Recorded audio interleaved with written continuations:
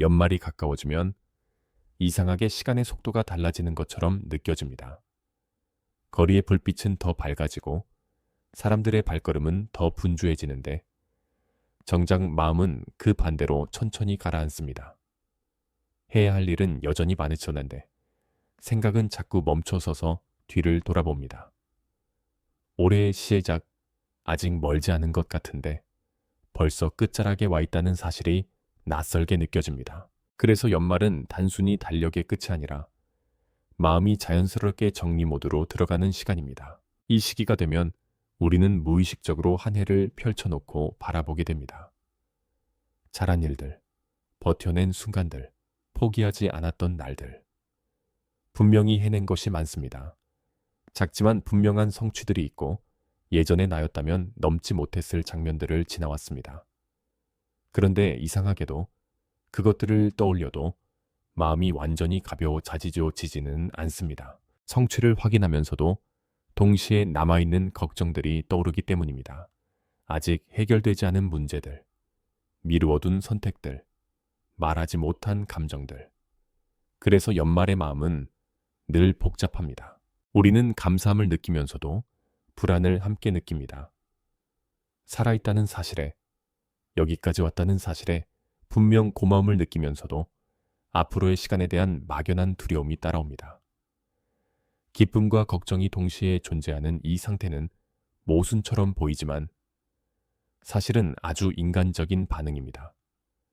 연말은 감정을 하나로 정리하는 시간이 아니라 여러 감정이 함께 앉아있는 시간입니다. 그래서 마음은 조용해지지만 그 조용함 속에는 수많은 생각이 겹쳐 있습니다. 이때 많은 사람들이 같은 질문 앞에 멈춥니다. 나는 올해 잘 살아온 걸까?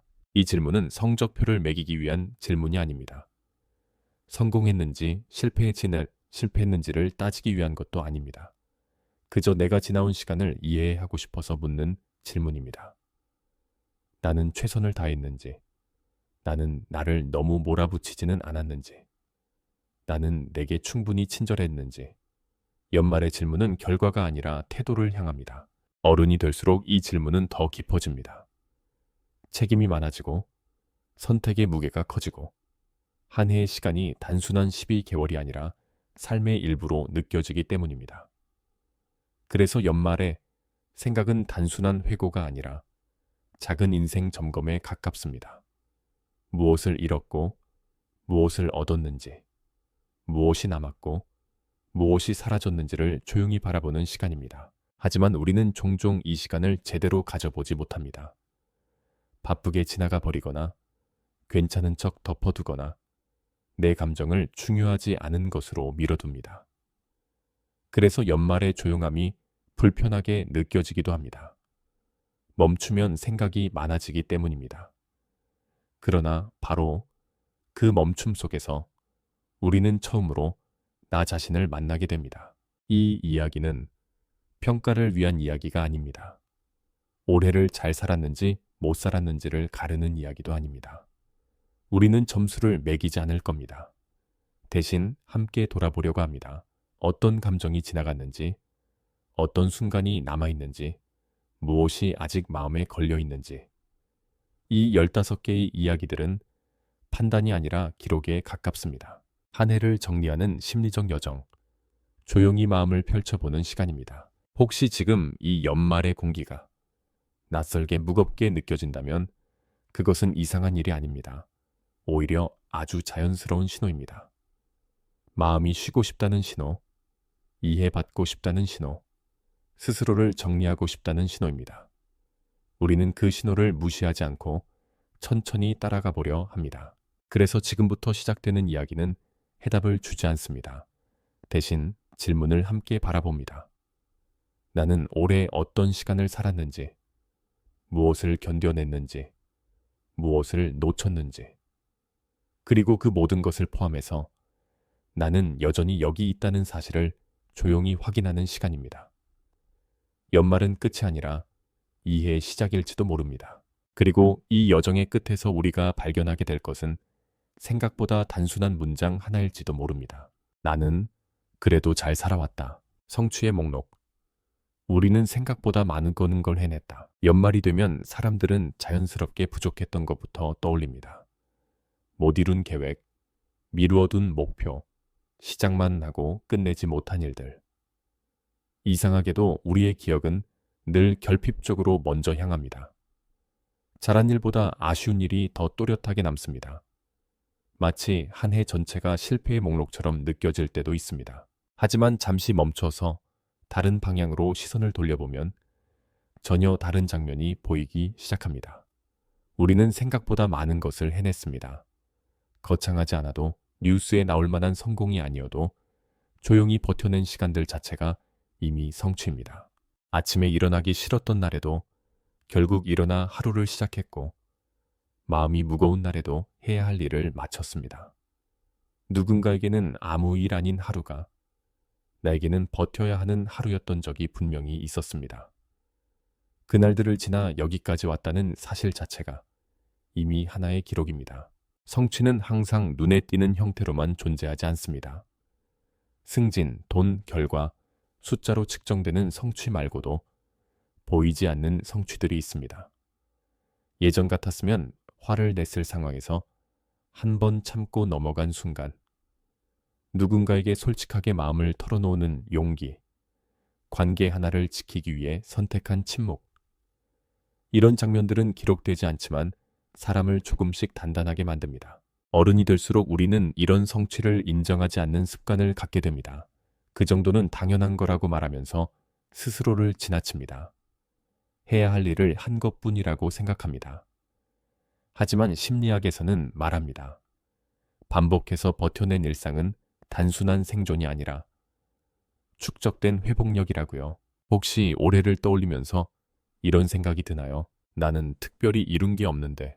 그렇다면 질문을 조금만 바꿔보겠습니다. 나는 올해 무엇을 견뎌냈을까? 이 질문은 결과가 아니라 과정을 바라보게 만듭니다. 그리고 많은 사람들은 이 질문 앞에서 처음으로 자신에게 조금 부드러워집니다. 우리는 늘 다음 목표를 향해 달리느라 이미 지나온 길을 돌아보지 못합니다. 도착하지 못한 곳만 생각하고 지나온 거리는 잊어버립니다. 그래서 연말은 잠시 멈춰서서 확인하는 시간이어야 합니다. 나는 얼마나 멀리 왔는지, 얼마나 많은 날을 통과했는지. 작은 성취를 인정하는 사람은 교만해지는 것이 아니라 안정됩니다. 자기 삶을 존중하기 시작합니다. 그리고 그 존중이 있어야 다음 해를 버틸 힘이 생깁니다. 이제 잠깐만 시간을 내서 아주 조용히 떠올려 보세요. 올해 당신이 해낸 일들 중 하나를요. 거창하지 않아도 됩니다. 그저 포기하지 않았던 순간 하나면 충분합니다. 우리는 생각보다 많은 것을 해냈습니다. 다만 그것을 세지 않았을 뿐입니다. 우리는 왜 스스로의 성취를 보지 못할까? 흥미로운 점은 우리가 성취가 이제 없어서 힘든 것이 아니라 성취를 성취로 인정하지 않아서 힘들다는 사실입니다. 많은 어른들은 자신이 해낸 일들을 자동으로 축소합니다. 그 정도는 누구나 하는 거라고 말하고 별거 아니라며 넘깁니다. 하지만 타인의 성취에는 관대하면서 자신의 노력에는 유독 인색합니다. 이 현상에는 이유가 있습니다. 우리는 아주 오랫동안 더 잘해야 하는 문화적 속에서 살아왔기 때문입니다. 만족은 멈춤으로 여겨졌고 자부심은 교만으로 오해받았습니다. 그래서 어른이 될수록 우리는 성공을 축하하는 법보다 부족함을 찾는 법을 더 먼저 배우게 됩니다. 연말이 되면 이 습관은 더 강해집니다. 한 해 해를 돌아보는 순간 뇌는 자동으로 실패 목록을 펼칩니다. 이루지 못한 계획, 미뤄둔 변화, 시작만 하고 멈춘 시도들. 하지만 그 사이에 끼어있는 수많은 해낸 일들은 거의 보이지 않습니다. 마치 배경처럼 흐려집니다. 심리학에서는 이것을 부정편향이라고 부릅니다. 인간의 뇌는 원래 위험을 더 오래 기억하고 부족함에 더 민감하게 반응하도록 설계되어 있습니다. 생존을 위한 기능이었지만 현대의 삶에서는 자기 비판으로 변하기 쉽습니다. 그래서 우리는 스스로에게 가장 엄격한 사람이 됩니다. 혹시 이런 말을 자주 하나요? 나는 더 할 수 있었는데 왜 이것밖에 못했지? 이 문장들은 노력의 언어처럼 뇌의 언어처럼 보이지만 사실은 마음을 지치게 만드는 언어입니다. 성취를 인정하지 않는 사람은 계속 달리지만 도착했다는 느낌을 거의 받지 못합니다. 그래서 늘 피곤합니다. 우리는 성장해야 하지만 동시에 인정받아야 합니다. 그 인정의 첫 번째 자리는 타인이 아니라 자기 자신이어야 합니다. 내가 내게 말해주는 한 문장이 생각보다 중요합니다. 그래도 잘 버텼다. 이 한 문장은 변명을 만드는 말이 아니라 회복을 가능하게 하는 말입니다. 어른이 된다는 것은 완벽해지는 것이 아니라 자신을 이해하는 능력이 커지는 과정일지도 모릅니다.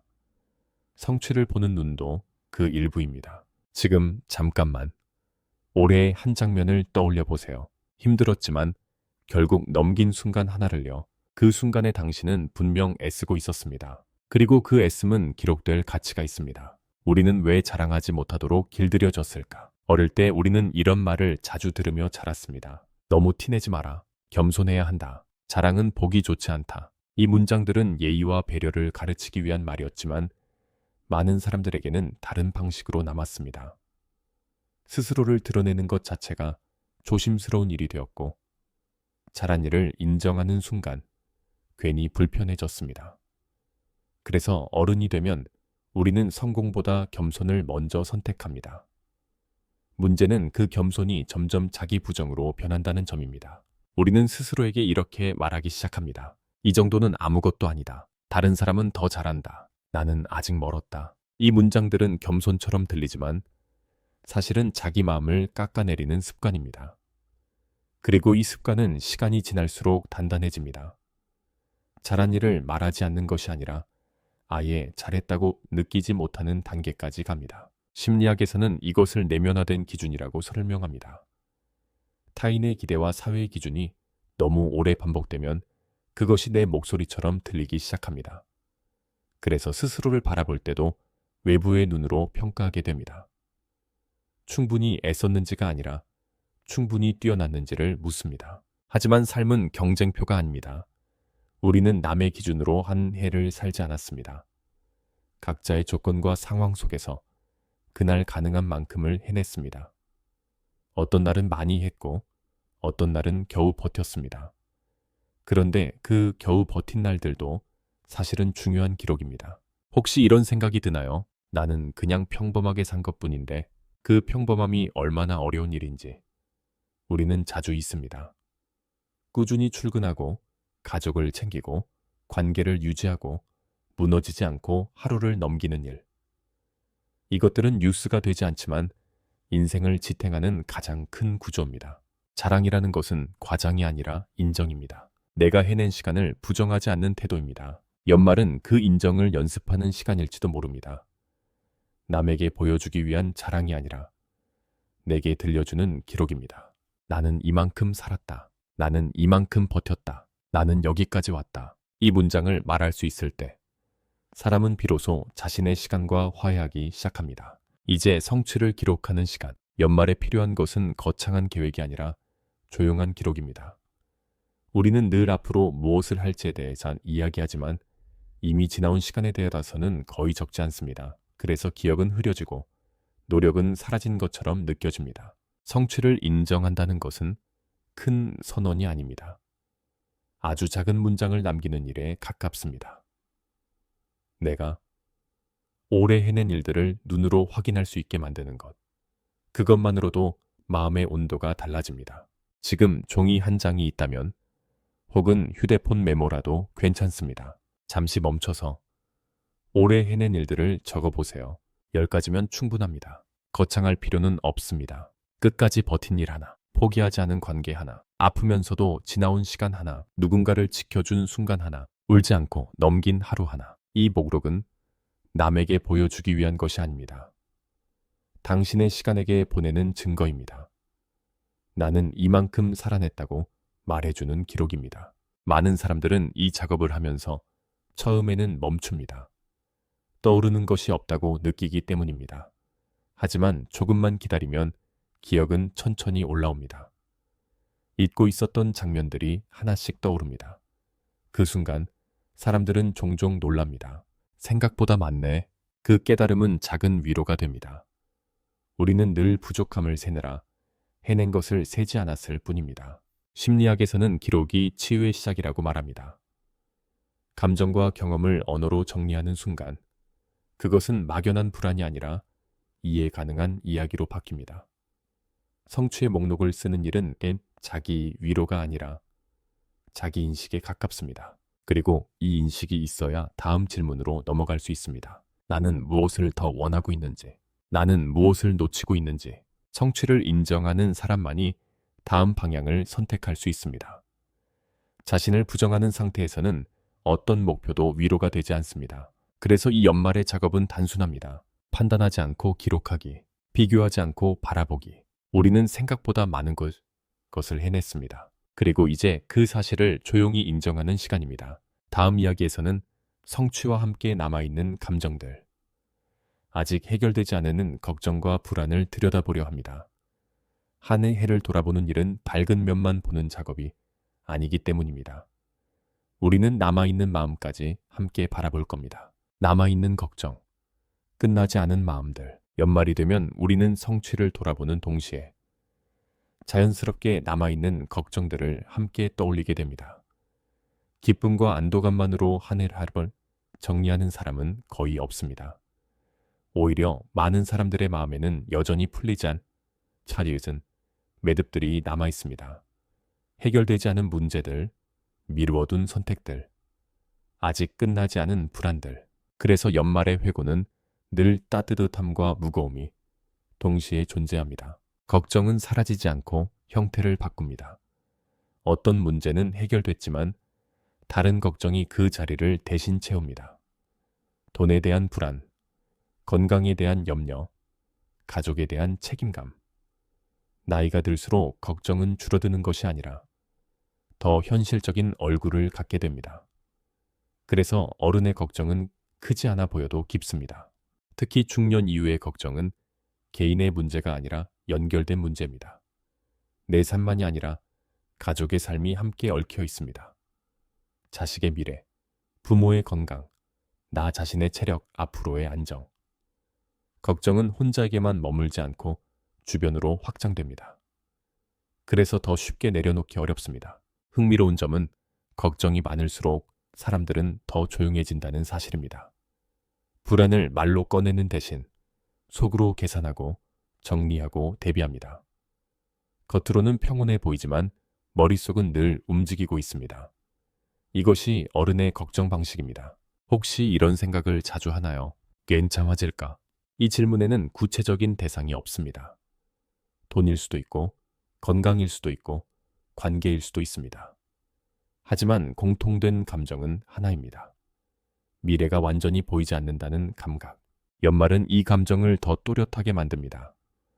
시간이 한 장 넘어가는 순간, 우리는 자동으로 다음 장을 상상하기 때문입니다. 그리고 그 상상 속에는 기대보다 걱정이 먼저 들어갑니다. 하지만 중요한 사실이 하나 있습니다. 걱정은 실패의 증거가 아니라 살아있다는 증거입니다. 심리학에서는 걱정을 제거해야 할 감정으로 보지 않습니다. 오히려 걱정은 인간의 생존 시스템 일부입니다. 미래를 예측하고 대비하려는 본능입니다. 걱정이 전혀 없는 상태는 평온이 아니라 무감각에 가깝습니다. 그래서 연말의 걱정은 이상한 것이 아닙니다. 당신의 뇌가 여전히 삶을 책임지고 있다는 신호입니다. 문제는 걱정의 존재가 아니라 걱정을 대하는 방식입니다.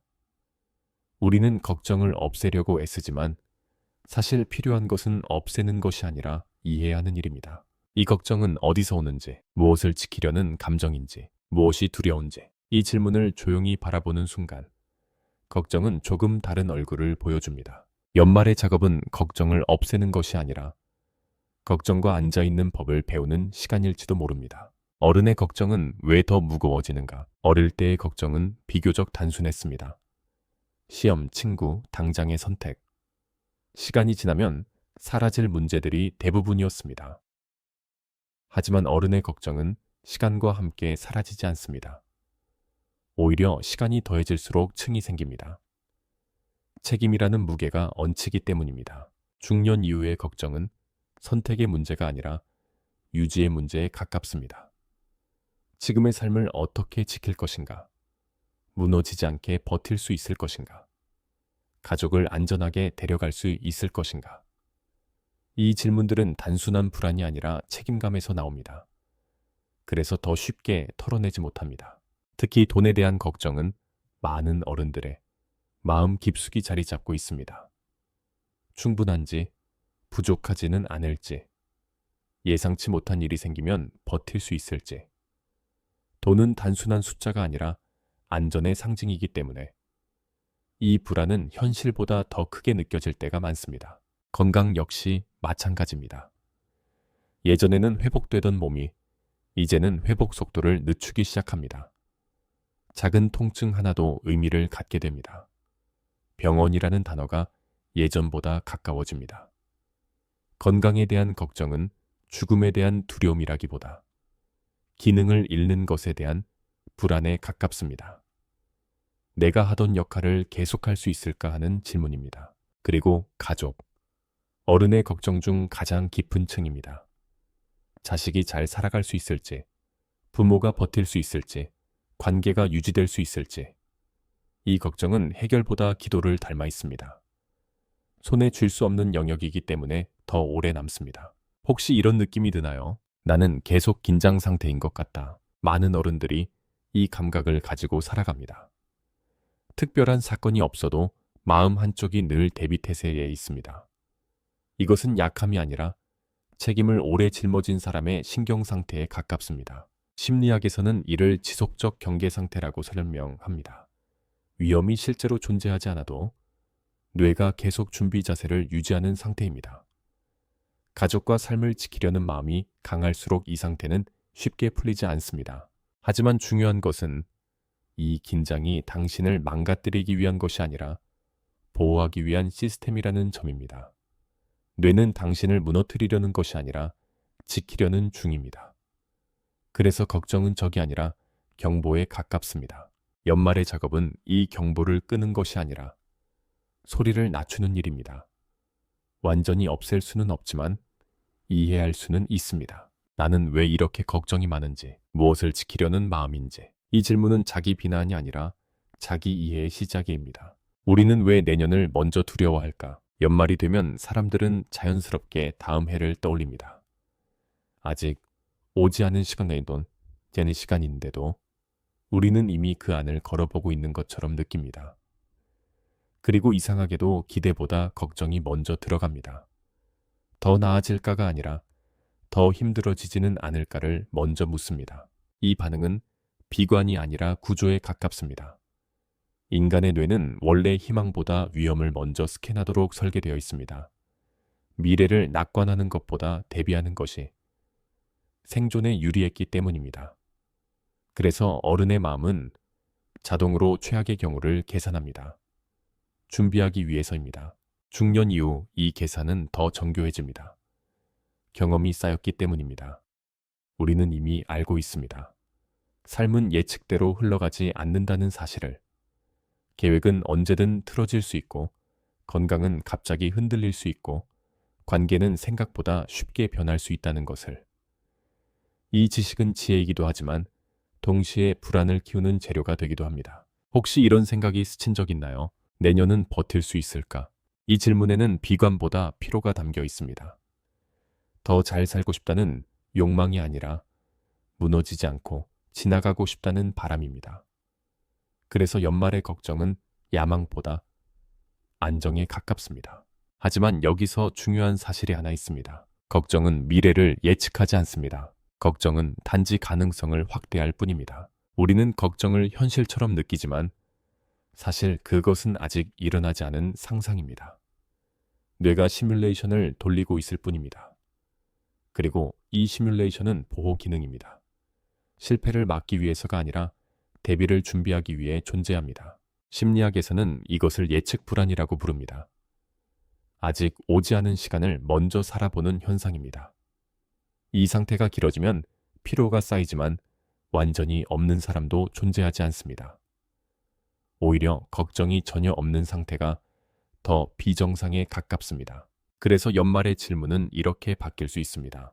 나는 왜 이렇게 걱정이 많을까가 아니라 나는 무엇을 지키고 싶어서 걱정하는 걸까? 이 질문은 불안을 적으로 보지 않고 의도로 바라보게 만듭니다.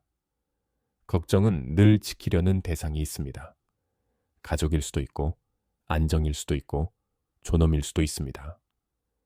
그 중심에는 삶을 계속 유지하고 싶다는 욕구가 있습니다. 즉, 걱정은 삶에 대한 애착의 다른 이름입니다. 살고 싶기 때문에 두려운 것입니다. 걱정과 함께 살아가는 법. 많은 사람들은 연말이 되면 이런 목표를 섭니다. 내년에는 덜 걱정해야지. 더 단단해져야지. 흔들리지 말아야지. 하지만 이 목표는 종종 또 다른 압박이 됩니다. 걱정을 없애겠다는 결심 자체가 새로운 걱정이 되기 때문입니다. 우리는 자주 착각합니다. 평온한 사람은 걱정이 없는 사람이라고. 그러나 현실은 다릅니다. 평온한 사람은 걱정이 없는 사람이 아니라 걱정과 함께 앉아 있을 수 있는 사람입니다. 걱정을 제거하는 대신 다루는 법을 배운 사람입니다. 걱정은 인간의 오류가 아닙니다. 생존 시스템입니다. 수만 년 동안 우리 조상들은 걱정 덕분에 살아남았습니다. 위험을 예측하고 대비하고 선택을 조심하게 만드는 힘. 그 기능이 지금도 그대로 남아있는 것입니다. 그래서 걱정을 없애려는 시도는 본능을 부정하는 일에 가깝습니다. 연말의 작업은 걱정을 몰아내는 것이 아니라 자리를 마련해 주는 일입니다. 걱정이 있다고 해서 잘못된 것이 아니라 그 걱정이 나를 완전히 지배하지 않도록 거리를 두는 연습입니다. 지금 잠깐 당신의 걱정을 하나 떠올려 보세요. 가장 자주 돌아오는 생각 하나를요. 그 걱정을 밀어내지 말고 이렇게 물어보는 겁니다. 네오는 내게 무엇을 지키라고 말하고 있니? 이 질문은 걱정을 적이 아니라 메시지로 바꿉니다. 그리고 메시지는 이해할 수 있습니다. 걱정의 핵심에는 늘 보호하려는 마음이 있습니다. 무너지지 않게 하려는 마음, 지키고 싶은 사람, 잃고 싶지 않은 삶. 그래서 걱정은 약함의 증거가 아니라 애착의 증거입니다. 삶에 대한 애정이 남아있기 때문에 두려운 것입니다. 연말의 끝에서 우리가 할 수 있는 가장 현실적인 선택은 이것일지도 모릅니다. 걱정을 없애는 것이 아니라 걱정을 인정하는 것. 나는 걱정이 많은 사람이 아니라 지키고 싶은 것이 많은 사람이라는 사실을 받아들이는 것. 이 이해가 생기는 순간 걱정은 조금 조용해집니다. 사라지지는 않지만 덜 날카로워집니다. 우리는 여전히 불안을 안고 내년으로 넘어갈 것입니다. 하지만 그 불안이 나를 설명하려는 전부는 아닙니다. 그것은 단지 살아있는 마음의 일부입니다. 다음 이야기에서는 걱정 뒤에 숨어있는 또 다른 감정, 죄책감과 부족함의 감각을 바라보려 합니다. 많은 어른들이 연말에 가장 크게 느끼는 감정이기 때문입니다. 연말의 죄책감. 왜 우리는 늘 부족하다고 느낄까? 연말이 되면 많은 사람들이 비슷한 감정을 느낍니다. 겉으로는 한 해를 잘 버텨냈다는 안도감이 있지만 그 안쪽에는 설명하기 위한 어려운 죄책감이 따라옵니다. 특별히 큰 잘못을 한 것도 아닌데 마음이 가볍지 않습니다. 오히려 이런 생각이 먼저 떠오릅니다. 나는 더 잘할 수 있었는데, 더 노력했어야 되었는데, 시간을 허비한 것 같아. 이 감정은 실패에서만 오는 것이 아닙니다. 오히려 성취가 있는 사람일수록 더 강하게 느끼기도 합니다. 이유는 단순합니다. 기준이 계속 올라가기 때문입니다. 우리는 도착한 지점을 바라보기보다 아직 도달하지 못한 곳을 먼저 봅니다. 그래서 연말의 회고는 축하보다 반성에 가까워집니다. 많은 어른들이 마음속에 이런 목록을 가지고 있습니다. 읽지 못한 책들, 시작하지 못한 계획들, 말하지 못한 말들, 놓쳐버린 기회들. 그리고 그 목록은 우리가 해낸 일들보다 더 크게 느껴집니다. 이것이 바로 부족함의 감각입니다. 실제 삶과는 다르게 기억은 결핍적으로 기울어집니다. 심리학에서는 이를 결핍 중심 인식이라고 설명합니다. 인간의 뇌는 채워진 것보다 비어있는 것을 더 강하게 인식하도록 설계되어 있습니다. 생존을 위해 부족한 것을 먼저 찾는 구조입니다. 문제는 이 기능이 현대의 삶에서는 자기 비판으로 변한다는 점입니다. 그래서 우리는 한 해를 돌아보면서 이런 결론을 내리기 쉽습니다. 나는 충분하지 않았다. 이 문장은 사실이 아니라 감정입니다. 그러나 감정은 논리보다 설득력이 강합니다. 그래서 많은 사람들은 이 생각을 의심하지 않습니다. 연말의 죄책감은 종종 비교에서 시작됩니다. 다른 사람들의 속도가 눈에 들어오기 때문입니다. 누군가는 승진했고, 누군가는 성공했고 누군가는 더 멀리 갔습니다. 우리는 그들의 결과를 보고 우리의 과정을 평가합니다. 비교는 자동 반응입니다. 인간은 사회적 존재이기 때문에 자신을 타인의 위치로 측정합니다. 문제는 비교가 항상 공정하지 않다는 점입니다. 우리는 타인의 하이라이트와 나의 비하인드를 비교합니다.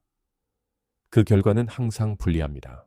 그럼에도 불구하고 우리는 이 습관을 멈추기 어렵습니다. 왜냐하면 비교는 문화이기 때문입니다. 성취를 중심으로 돌아가는 사회에서 자란 사람들은 자연스럽게 자기 가치를 결과로 판단합니다. 노력보다 성과, 과정보다 숫자. 이 구조 속에서 자라면 부족함의 감각은 거의 필연입니다. 혹시 이런 생각이 자주 드나요? 나는 아직 멀었다. 나는 늦었다. 나는 뒤처졌다. 이 문장들은 게으름에서 나오는 것이 아닙니다. 오히려 책임감이 강한 사람들이 더 자주 떠올리는 생각입니다. 잘 살고 싶기 때문에, 더 나아지고 싶기 때문에 생기는 감정입니다. 문제는 이 욕망이 죄책감으로 변할 때입니다. 성장의 동기가 자기 처벌로 바뀌는 순간 사람은 지치기 시작합니다. 아무리 노력해도 도착했다는 느낌을 받지 못합니다. 항상 다음 부족함이 기다리고 있기 때문입니다. 연말은 이 구조가 가장 크게 드러나는 시간입니다. 한 해 해를 정리하는 순간 우리는 성적표를 들여다보듯 자신을 평가합니다. 그리고 대부분의 사람들은 자기 자신에게 가장 엄격한 심사위원이 됩니다. 하지만 중요한 질문이 하나 있습니다. 우리는 왜 이렇게 자신에게 가혹해졌을까요? 이 질문은 연말의 죄책감을 이해해야 하는 시작점입니다. 그리고 그 답은 개인의 문제가 아니라 우리가 살아온 환경과 문화 속에 있습니다. 연말의 죄책감, 부족함이라는 착각과 화해하기. 우리가 자신에게 가혹해진 이유는 단순하지 않습니다. 그것은 한두 번의 실패 때문이 아니라 아주 오래된 학습의 결과입니다. 우리는 성장하면서 끊임없이 평가받는 구조 속에 놓여 있었습니다. 학교에서는 점수로, 사회에서는 성과로, 관계에서는 역할로 측정되었습니다. 잘했을 때는 더 잘하라는 말을 들었고, 못했을 때는 부족하다는 말을 들었습니다. 이 과정이 반복되면서 하나의 공식이 만들어집니다. 나는 항상 더 해야 한다. 이 공식은 겉으로 보기에는 발전의 언어처럼 보입니다. 하지만 시간이 지나면 다른 문장으로 변합니다. 나는 아직 충분하지 않다. 이 문장이 연말에 가장 크게 들립니다. 한 해를 돌아보는 순간 우리는 자동으로 자신을 평가 테이블 위에 올려놓습니다. 그 평가 기준은 대부분 외부에서 온 것입니다. 얼마나 벌었는지, 어디까지 갔는지, 무엇을 이루었는지. 그러나 삶의 깊이는 숫자로 측정되지 않습니다. 그럼에도 우리는 숫자를 기준으로 자신을 재단합니다. 성취 중심, 문화 속에서 오래 살아온 사람일수록 자기 만족을 느끼는 능력이 약해집니다. 멈추는 순간 뒤처질 것 같기 때문입니다. 그래서 도착해도 쉬지 못합니다. 도착은 곧 다음 출발이 됩니다. 이 구조 속에서 죄책감은 자연스럽게 자라납니다. 아무리 노력해도 충분하다는 결론에 도달하지 못하기 때문입니다. 심리학에서는 이것을 만성적 결핍 감각이라고 부릅니다. 실제로 부족해서가 아니라 항상 부족하다고 느끼도록 훈련된 상태입니다. 이 감각이 오래 지속되면 사람은 성취를 경험하면서도 만족을 느끼지 못합니다. 성취는 잠깐의 안도만 주고 곧 새로운 기준이 등장합니다. 그래서 많은 어른들이 이런 상태에 놓입니다. 분명히 해낸 것이 많을던한데 마음은 계속 빚진 느낌. 이 빚의 정체는 현실의 실패가 아니라 심리적 구조입니다. 우리는 자신에게 끊임없이 미래의 기준을 요구합니다. 아직 오지 않은 이상적인 모습과 현재의 자신을 비교합니다. 그리고 그 차이를 죄책감으로 해석합니다. 혹시 이런 장면이 익숙한가요? 하루를 충분히 보냈는데도 잠자리에 누우면 이런 생각이 듭니다. 오늘 더 할 수 있었는데. 이 문장은 게으름의 증거가 아닙니다. 과잉 책임감의 흔적입니다. 우리는 쉬는 시간조차 생산성으로 측정하는 습관에 익숙해졌습니다. 아무것도 하지 않는 순간을 실패처럼 느끼도록 훈련되었습니다. 그래서 휴식조차 마음 편히 누리지 못합니다. 하지만 인간은 기계가 아닙니다. 성장에는 멈춤이 포함되어 있습니다. 회복 없는 발전은 오래 지속되지 않습니다. 죄책감은 우리를 움직이게 만들지만 동시에 지치게 만듭니다. 그래서 연말의 작업은 자신을 몰아붙이는 것이 아니라 자신을 다시 이해하는 일이어야 합니다. 우리가 놓치고 있는 사실은 이것입니다. 부족함을 느끼는 사람일수록 이미 많이 애쓰고 있다는 점. 무관심한 사람은 죄책감을 느끼지 않습니다. 더 나아지고 싶다는 욕망이 있는 사람만이 부족함을 느낍니다. 그래서 죄책감은 실패의 신호가 아니라 애씀의 그림자입니다. 연말의 질문은 이렇게 바뀔 수 있습니다. 나는 왜 부족한가가 아니라 나는 왜 이렇게까지 애썼는가? 이 질문은 평가를 이해로 바꿉니다. 그리고 이해가 시작되는 순간 죄책감은 조금 다른 얼굴을 보여줍니다. 그것은 자신을 처벌하는 감정이 아니라 더 나은 삶을 원하는 마음의 증거입니다. 우리는 이 감정을 없애야 할 필요가 없습니다. 다만 방향을 바꿔야 합니다. 죄책감을 채찍으로 쓰는 대신 신호로 받아들이는 것. 나는 아직 포기하지 않았다는 신호. 나는 계속 살아가려는 사람이라는 증거. 연말은 자신과 화해하는 시간일 수 있습니다. 부족함을 인정하는 동시에 애씀을 인정하는 시간. 우리는 완벽하지 않았지만 멈추지도 않았습니다. 그 사실 하나만으로도 한 해는 의미를 갖습니다. 그리고 마지막으로 기억해야 할 문장이 있습니다. 성장은 부족함을 없애는 과정이 아니라 부족함과 함께 살아가는 능력을 배우는 과정이라는 것. 우리는 늘 조금 모자라고 늘 조금 흔들립니다. 그러나 그 상태로도 앞으로 나아갑니다. 연말의 죄책감은 당신이 실패했다는 증거가 아니라 여전히 성장하고 있다는 증거입니다. 다음 이야기에서는 이 죄책감 뒤에 숨어 있는 또 다른 감정, 자기 연민, 즉 자신에게 따뜻해지는 능력을 들여다보려 합니다. 많은 사람들이 타인에게는 관대하면서도 자신에게는 차갑기 때문입니다. 연민, 우리는 왜 자신에게만 차가울까? 이상한 일이 있습니다. 우리는 타인의 아픔에는 쉽게 반응하면서도 자신의 상처에는 유독 무관심합니다. 친구가 힘들다고 말하면 따뜻한 말을 건네면서 정작 자신이 지칠 때는 이런 말을 합니다. 이 정도는 참아야지. 다들 이렇게 산다. 약해지면 안 된다. 이 차이는 우연이 아닙니다. 많은 어른들은 자신에게 친절해지는 법을 배우지 못한 채 성장했습니다. 우리는 배려를 배웠지만 자기 배려는 배우지 못했습니다. 이해는 배웠지만 자기 이해는 연습하지 못했습니다. 그래서 타인을 위로하는 문장은 익숙하지만 자신에게 건네는 문장은 어색합니다. 심리학에서는 이것을 자기 연민의 결핍이라고 설명합니다. 자기 연민은 자신을 불쌍하게 여기는 감정이 아니라 고통을 겪는 자신에게 인간적인 태도를 취하는 능력입니다. 쉽게 말해 힘든 친구에게 하던 말을 내게도 할 수 있는 힘입니다. 그런데 많은 사람들은 자기 연민을 오해합니다.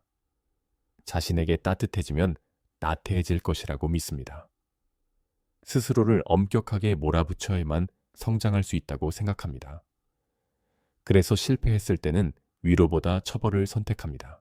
하지만 연구는 정반대를 말합니다.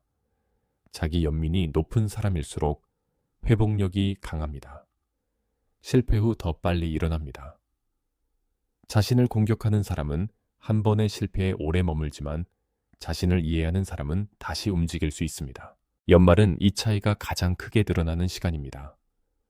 많은 사람들이 한 해를 돌아보면서 실수를 먼저 떠올립니다.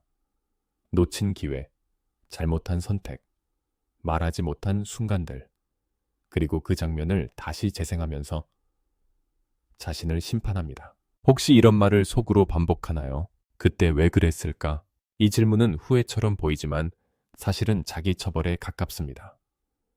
이미 지나간 장면을 붙잡고 현재의 자신을 공격하는 행위입니다. 그러나 여기서 중요한 사실이 있습니다. 과거의 선택은 그 순간의 최선이었습니다. 우리는 나중의 지식으로 과거의 자신을 평가합니다. 그래서 늘 과거의 나는 부족해 보입니다. 하지만 그 당시의 당신은 지금보다 정보도 적고 경험도 적고 두려움은 더 많았습니다.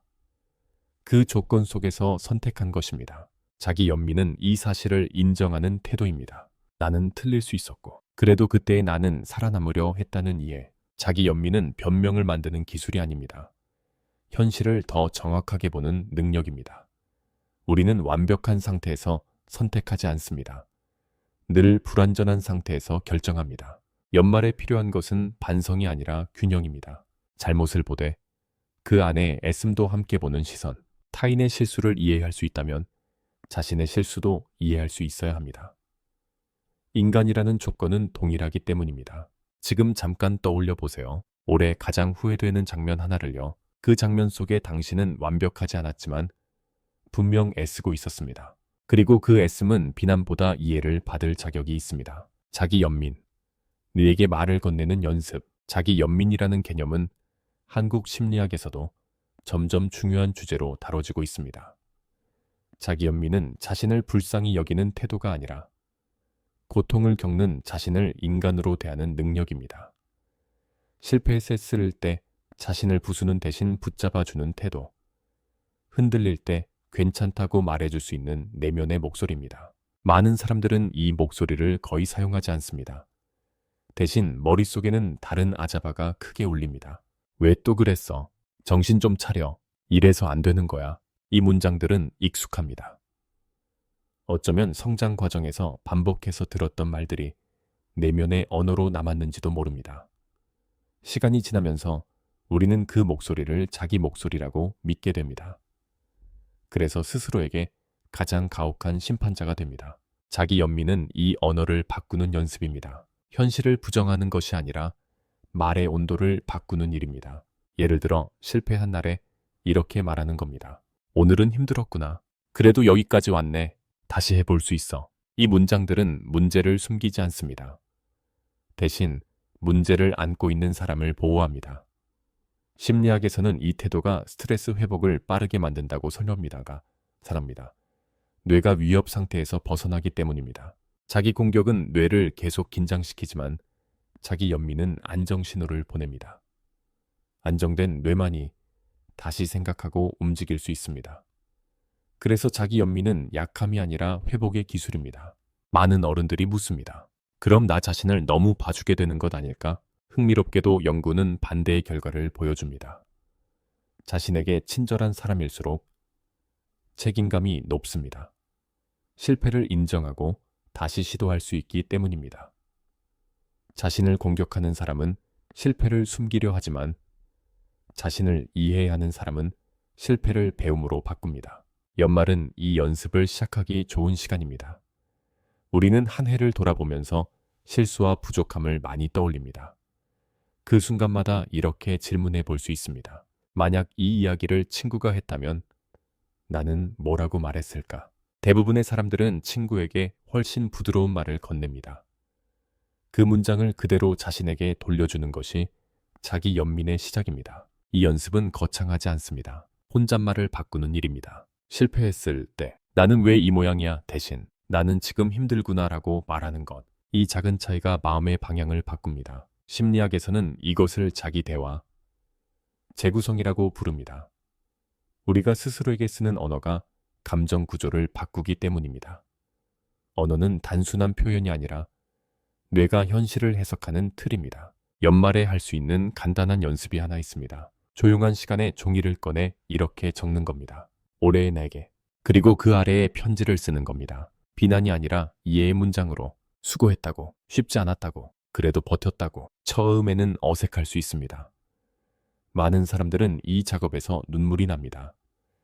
왜냐하면 그 문장을 평생 들어보지 못했기 때문입니다. 자기 연민은 약한 사람의 기술이 아닙니다. 오래 버틴 사람에게 필요한 회복 장치입니다. 타인을 지켜온 사람일수록 이제는 자신을 지켜야 합니다. 연말은 그 전환의 시간일 수 있습니다. 나는 남을 돌보는 사람인 동시에 나를 돌봐야 하는 사람이기도 하다는 사실을 받아들이는 시간. 우리는 완벽하지 않았지만 계속 살아냈습니다. 그리고 그 사실만으로도 따뜻해질 자격이 있습니다. 다음 이야기에서는 이 자기 연민이 관계와 삶의 의미를 어떻게 바꾸는지 더 깊은 층으로 들어가 보려 합니다.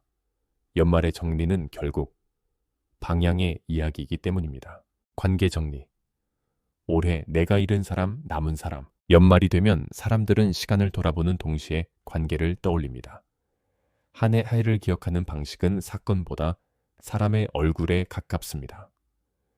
누구와 웃었는지, 누구와 멀어졌는지, 누구를 붙잡지 못했는지. 그래서 연말의 정리는 일정이 아니라 관계의 목록이 됩니다. 관계는 늘 같은 자리에 머물지 않습니다.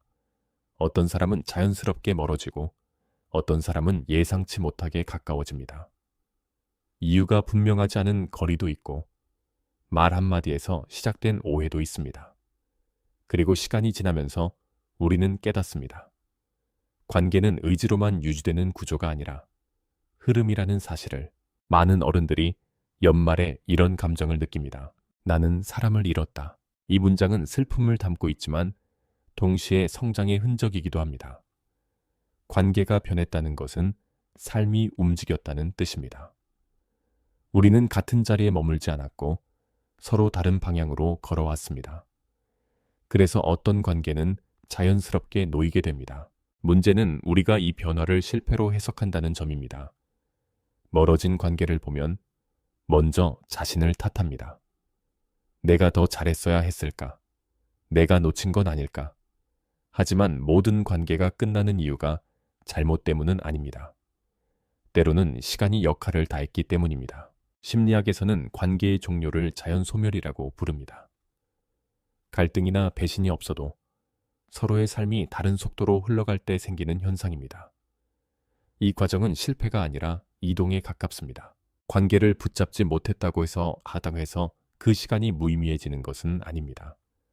함께했던 순간들은 여전히 남아있고 그 경험은 사람을 바꿉니다. 우리는 만났던 사람들 덕분에 지금의 형태가 되었습니다.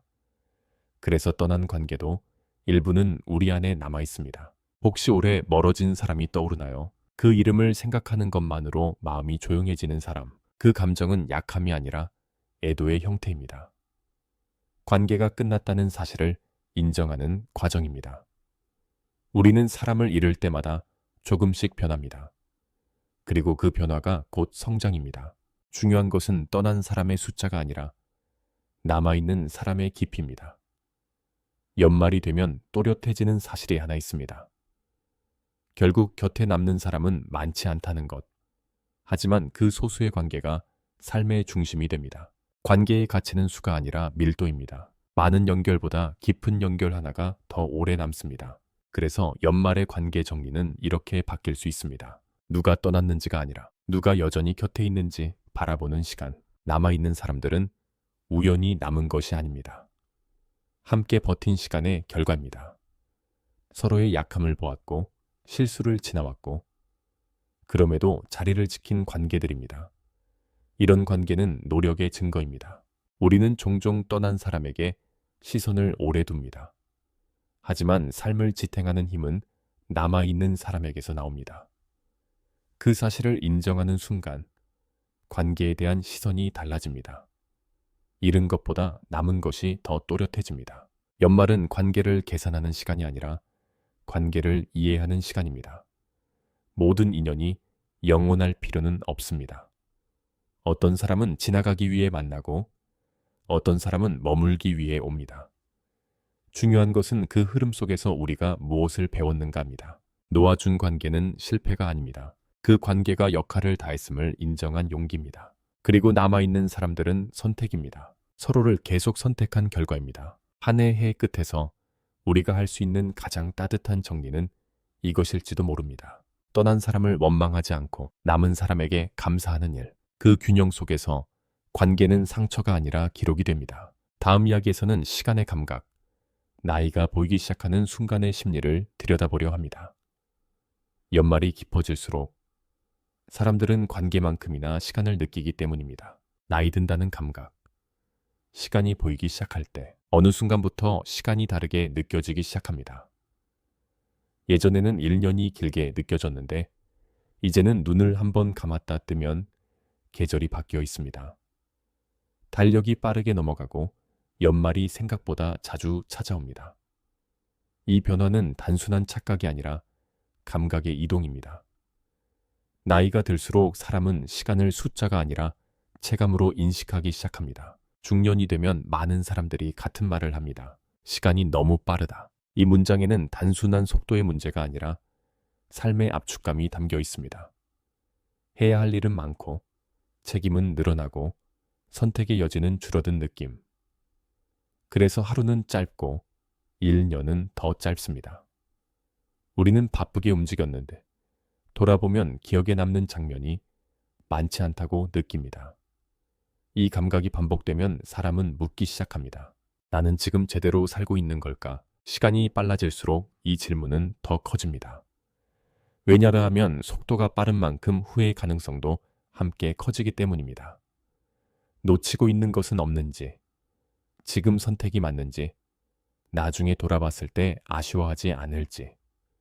이 생각은 단순한 불안이 아니라 의미를 찾으려는 움직임입니다.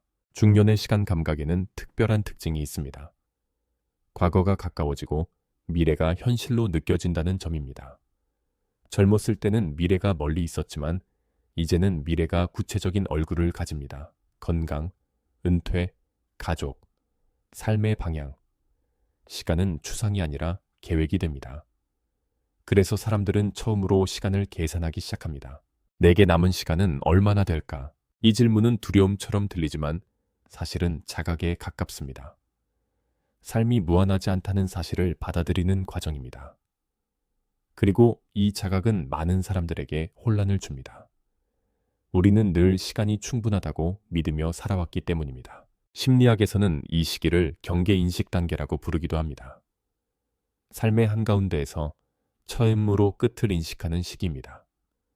이 인식은 우울을 부르기도 하지만 동시에 삶의 밀도를 높입니다. 시간의 유한성을 느끼는 사람일수록 현재를 더 또렷하게 보기 시작합니다. 문제는 이 감각이 종종 두려움으로 번진다는 점입니다. 특히 후회에 대한 두려움입니다. 많은 어른들이 말합니다. 실패보다 무서운 것은 후회라고.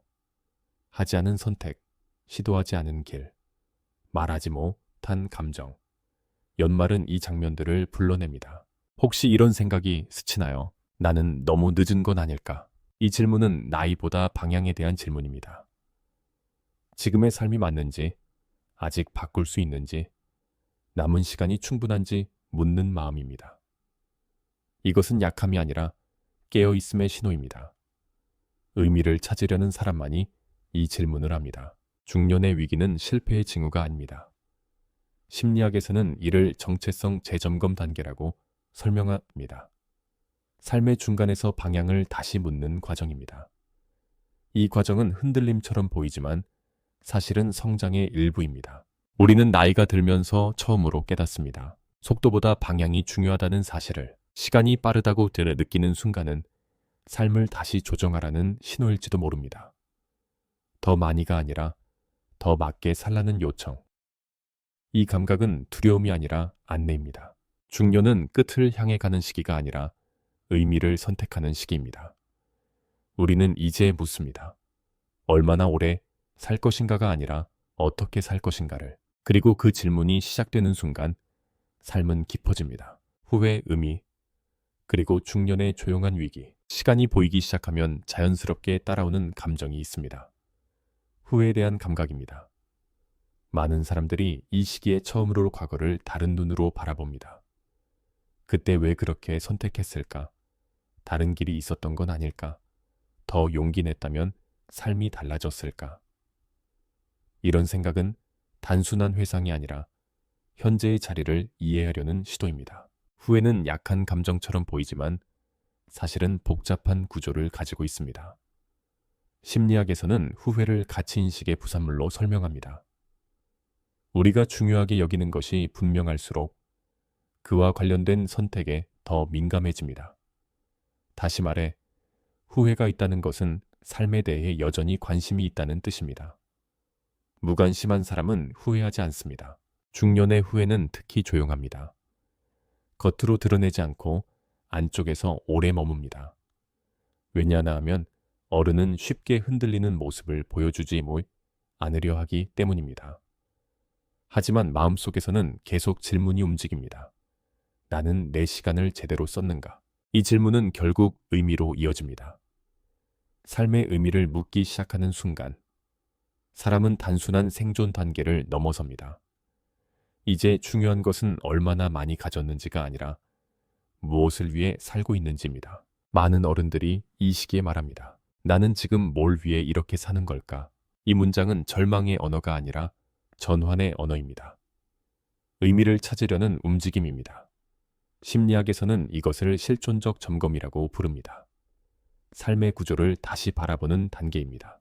중년의 위기는 그래서 위기라기보다 재정렬에 가깝습니다. 방향을 다시 확인하는 과정입니다.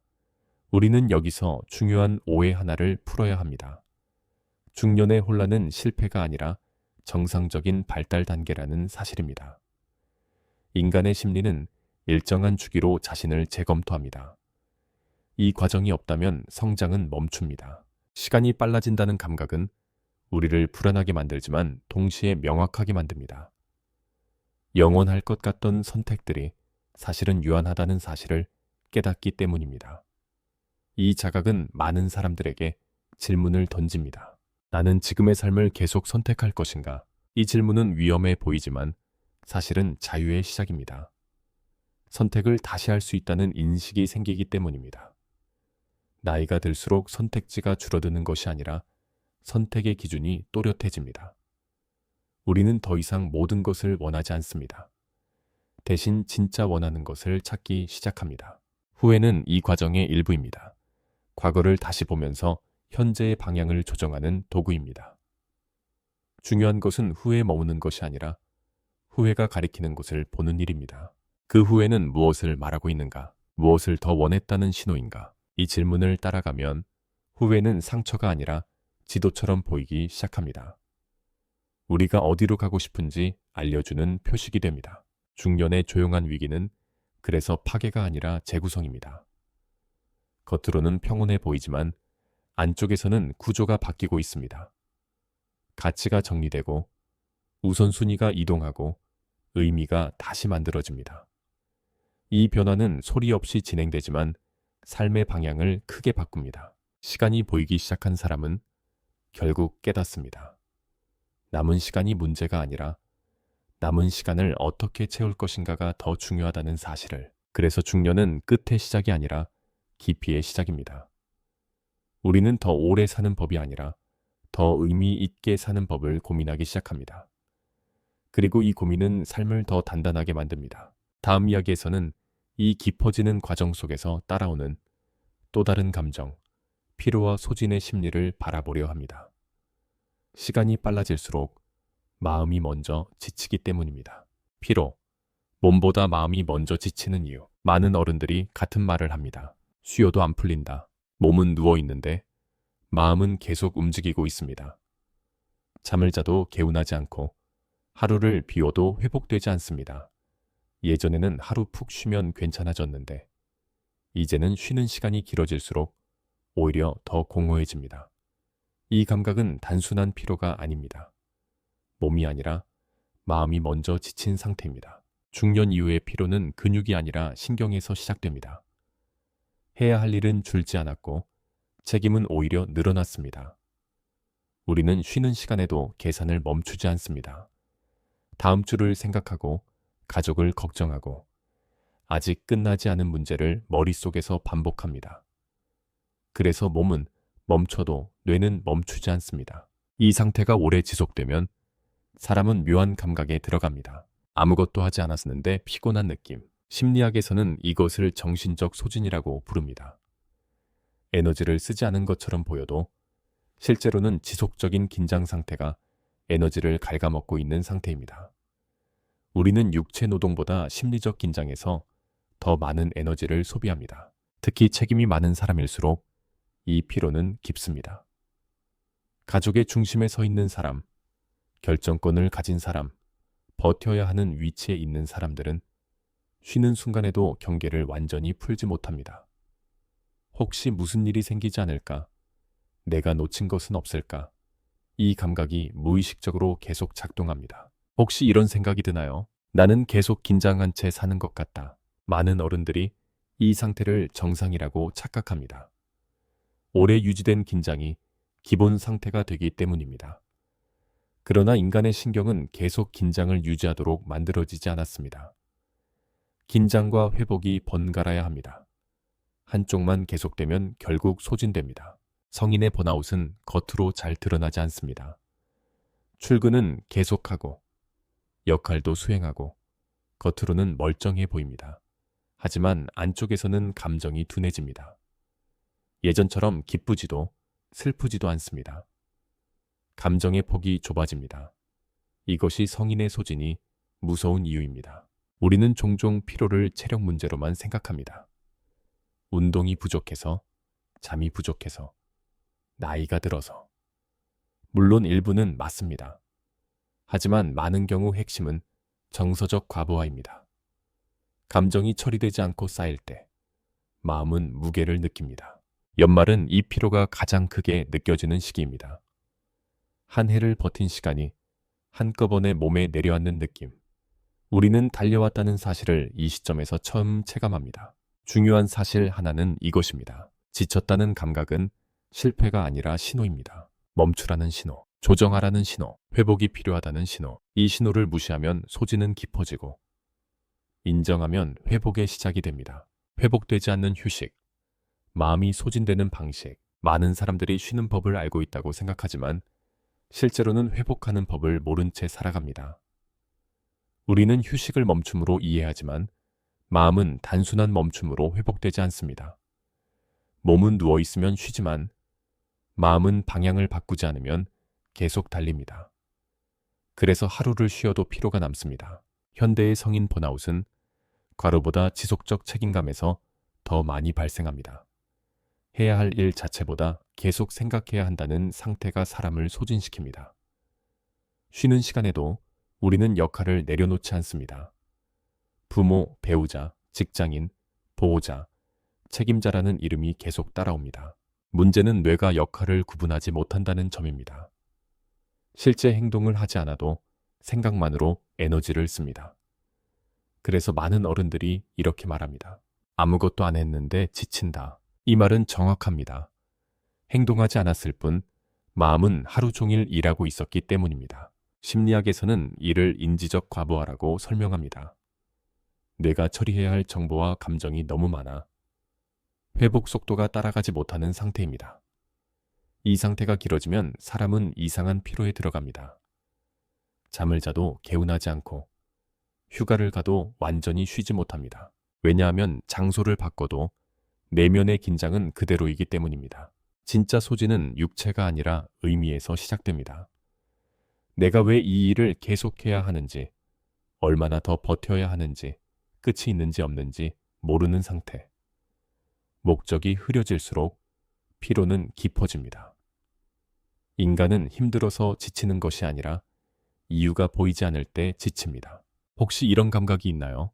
나는 계속 버티기만 하는 느낌이다. 이 문장에는 체력보다 심리적 무게가 담겨 있습니다. 성인의 번아웃은 무너짐이 아니라 마모에 가깝습니다. 큰 사건 없이도 조금씩 달아가는 상태입니다. 그래서 스스로도 인식하기 어렵습니다. 많은 어른들이 말합니다. 나는 아직 괜찮다. 그리고 바로 그 문장이 소진의 특징이기도 합니다. 완전히 멈추기 전까지는 자신이 얼마나 지쳤는지 모릅니다.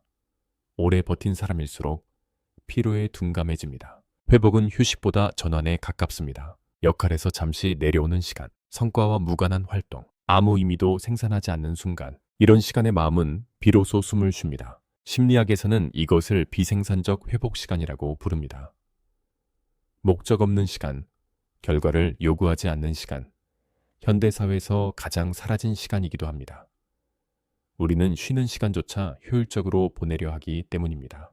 하지만 회복은 효율이 아니라 허용입니다. 아무것도 하지 않아도 된다는 허락, 잠시 멈춰도 괜찮다는 승인, 중년 이후의 피로는 약함이 아니라 과잉 책임의 흔적입니다.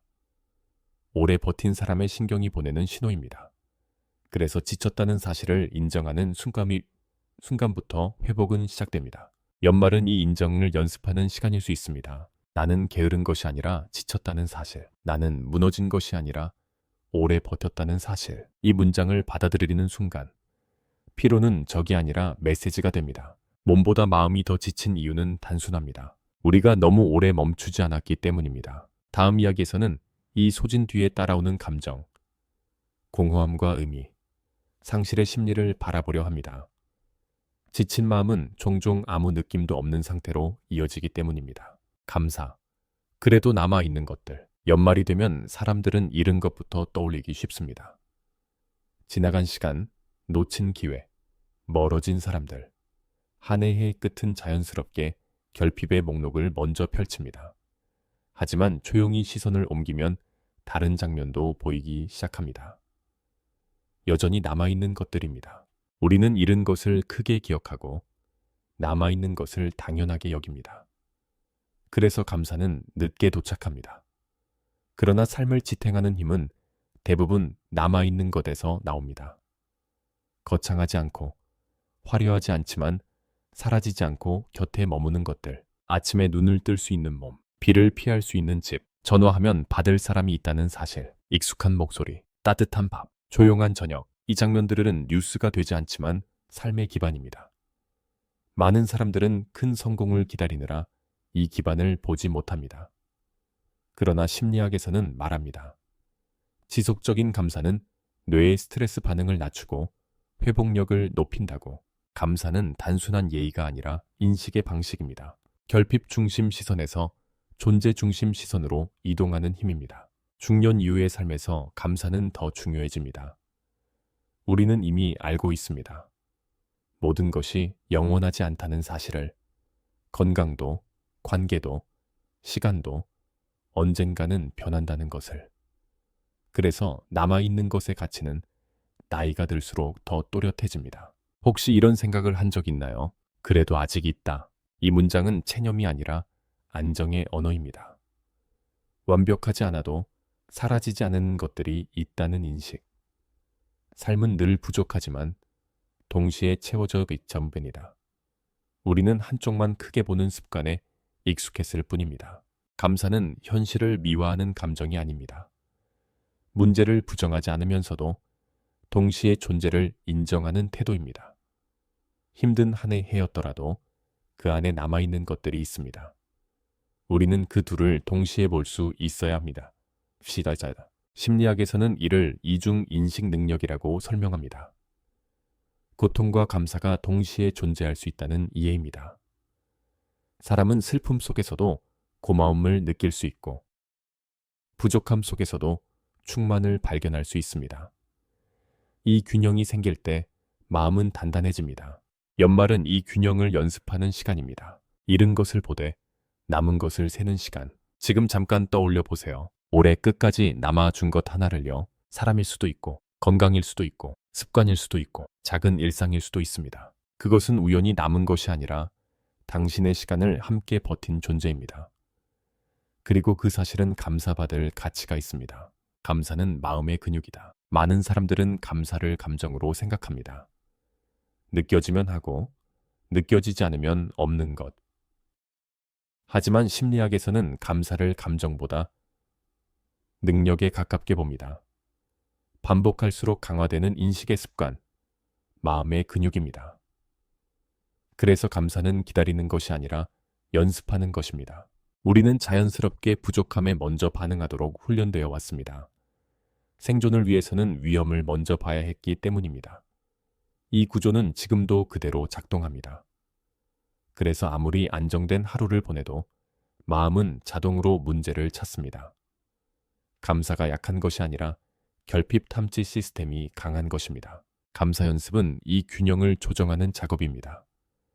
현실을 왜곡하는 것이 아니라 시야를 넓히는 일입니다. 부족함과 동시에 존재를 보는 능력. 이 능력이 생기면 삶의 무게는 같아도 체감은 달라집니다. 연구에 따르면 감사 습관을 가진 사람은 스트레스 회복 속도가 빠르고 우울감이 낮고 관계 만족도가 높습니다. 이유는 단순합니다. 뇌가 위험 모드에 오래 머물지 않기 때문입니다. 감사는 신경계에 안정 신호를 보냅니다. 중년 이후 감사가 중요한 이유는 또 하나 있습니다. 우리는 이제 알고 있습니다. 모든 것은 변한다는 사실을. 그래서 남아있는 것의 가치를 이해할 수 있습니다. 젊을 때는 당연했던 것들이 이제는 선물처럼 느껴집니다. 통증 없는 아침, 평범한 하루, 아무 일 없는 저녁. 혹시 이런 순간이 있나요? 별일 없다는 사실이 고맙게 느껴지는 날. 그 감각이 바로 성숙한 감사입니다. 큰 사건이 아니라 유지되는 일상에 대한 인식. 삶의 대부분은 극적인 장면이 아니라 반복되는 평범함으로 이루어져 있습니다. 그리고 그 평범함이 사라질 때 우리는 비로소 깨닫습니다. 그것이 얼마나 큰 기반이었는지. 감사는 문제를 없애주지 않습니다. 그러나 문제를 견디는 힘을 바꿉니다. 같은 어려움도 감사의 시선이 있으면 무게가 달라집니다. 사람은 완전히 충만해서 버티는 것이 아니라 남아있는 것을 붙잡고 버팁니다. 연말에 할 수 있는 간단한 연습이 있습니다. 하루가 끝나기 전에 이렇게 묻는 겁니다. 오늘 사라지지 않아서 고마운 것은 무엇인가? 거창할 필요가 없습니다. 몸이 버텨준 것, 집이 그대로 있는 것, 누군가의 목소리를 들은 것, 따뜻한 음식, 평범한 숨. 이 질문은 부족함을 지우는 것이 아니라 존재를 보게 만듭니다. 반복할수록 뇌는 새로운 경로를 만듭니다. 감사는 감정이 아니라 훈련이라는 말이 여기서 나옵니다. 중요한 사실 하나는 이것입니다. 감사는 현실을 미화하는 태도가 아니라 현실을 더 넓게 보는 능력이라는 것. 우리는 여전히 걱정하고, 여전히 부족하고, 여전히 흔들립니다.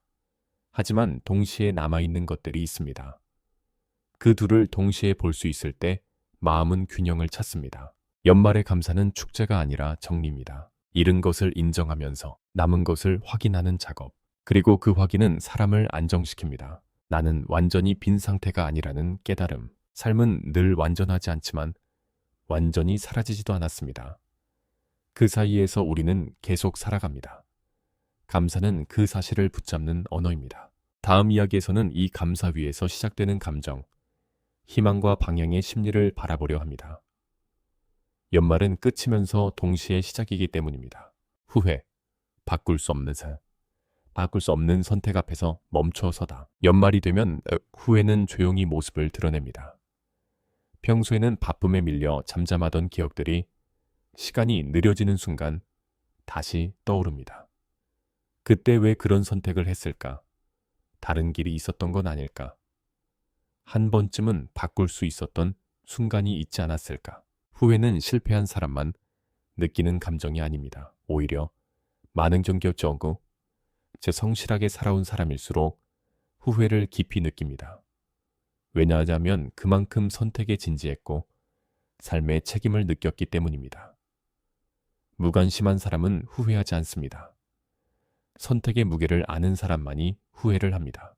중년 이후의 후회는 특히 현실적입니다. 직업에 대한 선택, 관계에서의 말 한마디, 포기했던 꿈, 미루어 두었던 결정. 이 후회들은 단순히 과거를 아쉬워하는 감정이 아니라 현재의 자리를 점검하게 만듭니다. 우리는 후회를 통해 묻습니다.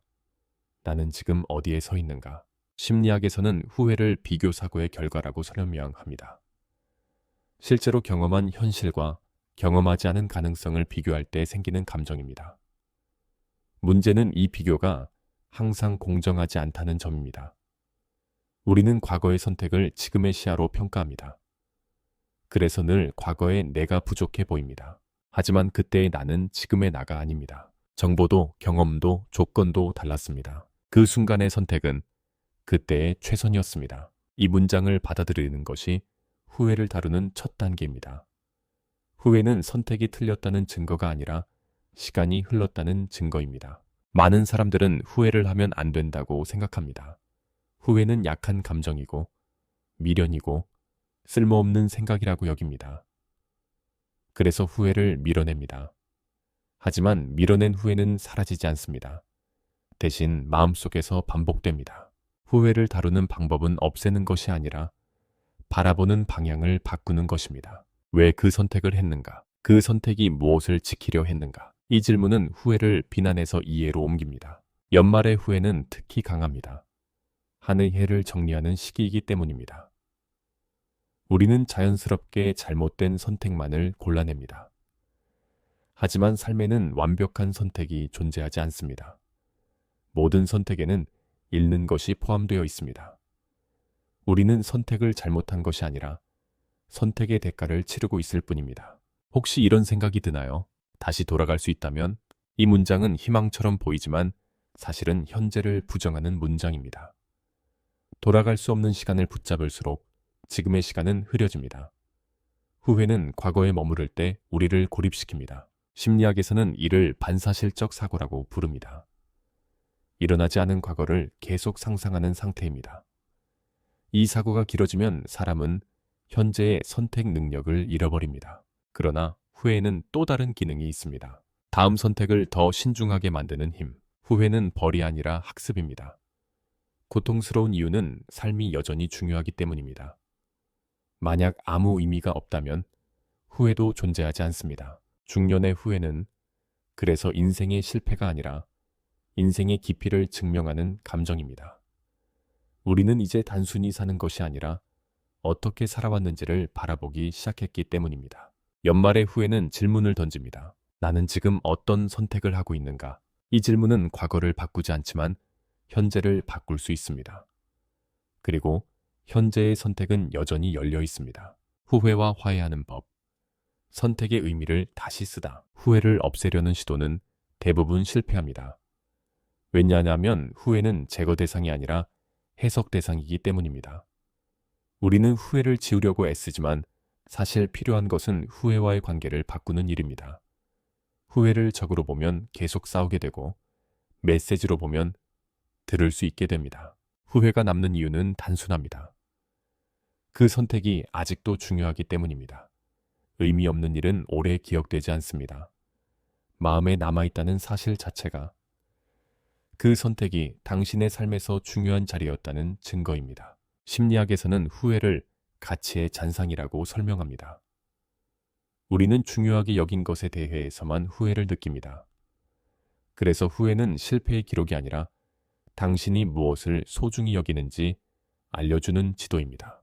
많은 사람들은 후회를 볼 때 자신을 비난합니다. 나는 왜 그때 그렇게 어리석었을까? 하지만 더 정확한 질문은 이것입니다. 나는 그때 무엇을 지키려고 했을까? 모든 선택에는 의도가 있습니다.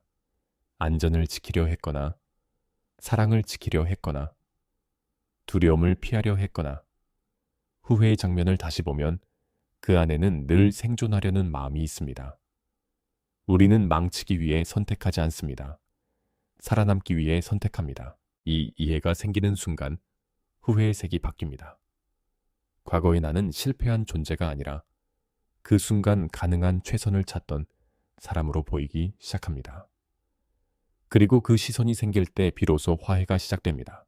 화해는 과거를 미화하는 일이 아닙니다. 잘못을 인정하면서도 그 잘못 속의 인간성을 인정하는 태도입니다.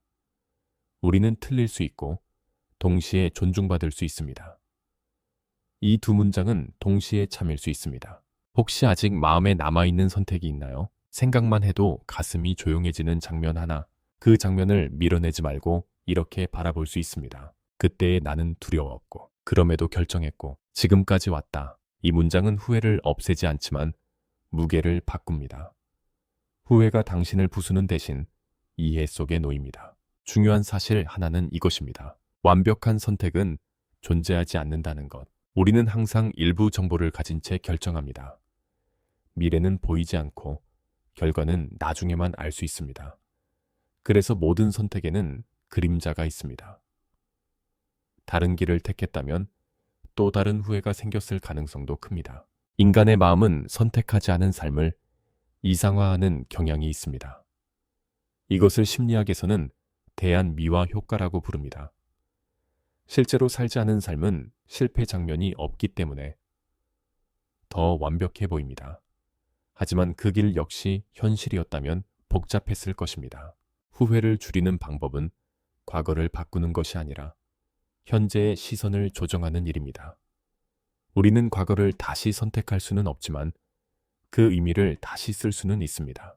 그 선택 덕분에 나는 무엇을 배웠는가, 무엇을 잃었고 무엇을 얻었는가? 이 질문은 후회를 이야기로 바꿉니다. 상처가 아니라 서사로 만듭니다. 그리고 서사는 사람을 단단하게 합니다. 연말은 이 재해석의 시간일 수 있습니다. 과거를 지우는 시간이 아니라 과거를 이해하는 시간. 우리는 완벽하게 살지 않았습니다. 하지만 계속 선택했고 계속 걸어왔습니다. 그 사실 자체가 이미 하나의 의미입니다. 후회는 끝이 아니라 연결입니다. 다음 선택으로 이어지는 다리입니다. 그래서 후회가 남아있다는 것은 아직 방향을 선택할 힘이 남아있다는 뜻입니다. 삶이 끝난 것이 아니라 계속되고 있다는 증거입니다. 다음 이야기에서는 이 선택의 연속 속에서 생기는 감정, 희망과 방향성의 심리를 바라보려 합니다. 연말은 끝을 보는 시간인 동시에 다음 문장을 시작하는 자리이기 때문입니다. 두려움. 새해가 무섭게 느껴질 때, 연말이 지나고 새해가 가까워질수록 이상한 감정이 따라옵니다. 기대보다 먼저 두려움이 올라오는 순간이 있습니다. 앞으로 더 나아질까라는 질문보다 혹시 또 같은 어려움이 반복되지는 않을까 하는 생각이 먼저 떠오릅니다. 미래는 아직 오지 않았는데도 마음은 이미 긴장합니다. 이 두려움의 핵심에는 실패에 대한 기억이 있습니다. 우리는 과거의 경험을 기준으로 미래를 예측합니다. 힘들었던 해를 보냈다면 뇌는 비슷한 장면을 다시 상상합니다. 이것은 비관이 아니라 보호 본능입니다. 다시 다치지 않으려는 마음이 먼저 경계하는 것입니다. 또 하나의 두려움은 반복에 대한 감각입니다. 시간이 바뀌어도 삶이 크게 달라지지 않을 것 같다는 생각. 새해가 시작돼도 내가 그대로일 것 같다는 불안. 이 감정은 게으름의 증거가 아니라 피로의 흔적입니다. 오래 버틴 사람일수록 변화보다 안정에 대한 갈망이 커집니다. 심리학에서는 이를 불확실성 회피 반응이라고 설명합니다. 인간의 뇌는 예측 가능한 상황을 선호하고 모르는 영역 앞에서 긴장합니다. 그래서 새해는 희망의 상징이면서 동시에 불확실성의 상징이기도 합니다. 중요한 것은 두려움을 없애는 것이 아니라 자리를 인정하는 일입니다. 미래는 원래 모호하고 그 모호함 속에서 우리는 선택하며 살아갑니다. 두려움은 약함이 아니라 경계의 언어입니다. 삶이 여전히 중요하다는 신호입니다. 새해를 맞이하는 가장 현실적인 태도는 용감함이 아니라 수용일지도 모릅니다. 나는 두렵지만 그래도 간다는 인정. 확신은 없지만 계속 선택하겠다는 태도. 인간은 불안을 없애서 앞으로 가는 것이 아니라 불안을 안고도 움직이는 존재입니다. 새해가 무섭게 느껴진다면 그것은 이상한 일이 아닙니다. 오히려 당신이 삶을 가볍게 보지 않는다는 증거입니다. 두려움은 당신이 여전히 기대하고 있다는 반대편의 감정입니다. 그리고 기대가 남아있는 한 시간은 다시 시작될 수 있습니다. 멈춤. 아무것도 하지 않는 용기. 현대의 삶에서 멈춘다는 것은 이상한 행동처럼 보입니다. 우리는 계속 움직이도록 훈련받았습니다. 더 나아가야 하고, 더 발전해야 하고, 뒤처지면 안 된다고 배웠습니다. 그래서 많은 사람들은 쉬고 있으면서도 마음속으로는 불안합니다. 아무것도 하지 않는 시간이 낭비처럼 느껴지기 때문입니다. 그러나 인간의 구조는 끊임없는 전진을 전제로 만들어지지 않았습니다. 자연의 리듬을 보면 알 수 있습니다. 계절은 멈춤을 포함합니다. 겨울은 정지가 아니라 준비의 시간입니다. 겉으로는 아무 일도 일어나지 않는 것처럼 보이지만 안쪽에서는 회복과 축적이 진행됩니다. 인간의 마음도 같은 구조를 가집니다. 문제는 우리가 멈춤을 실패로 해석하는 문화 속에 살고 있다는 점입니다. 쉬는 순간조차 생산성을 묻습니다. 이 시간은 도움이 되는가? 발전에 기여하는가? 의미가 있는가? 우리는 휴식조차 목적을 요구받습니다. 그래서 멈춰도 쉬지 못합니다. 심리학에서는 지속적인 성취 압박이 신경계를 과열 상태로 만든다고 설명합니다. 뇌는 계속 목표를 추적하는 모드에 들어가고 회복 모드로 전환되지 못합니다. 이 상태가 길어지면 사람은 성과를 내면서도 공허해집니다. 이유는 단순합니다. 회복 없는 성장에는 체감이 없기 때문입니다. 멈춤은 게으름이 아니라 전환입니다.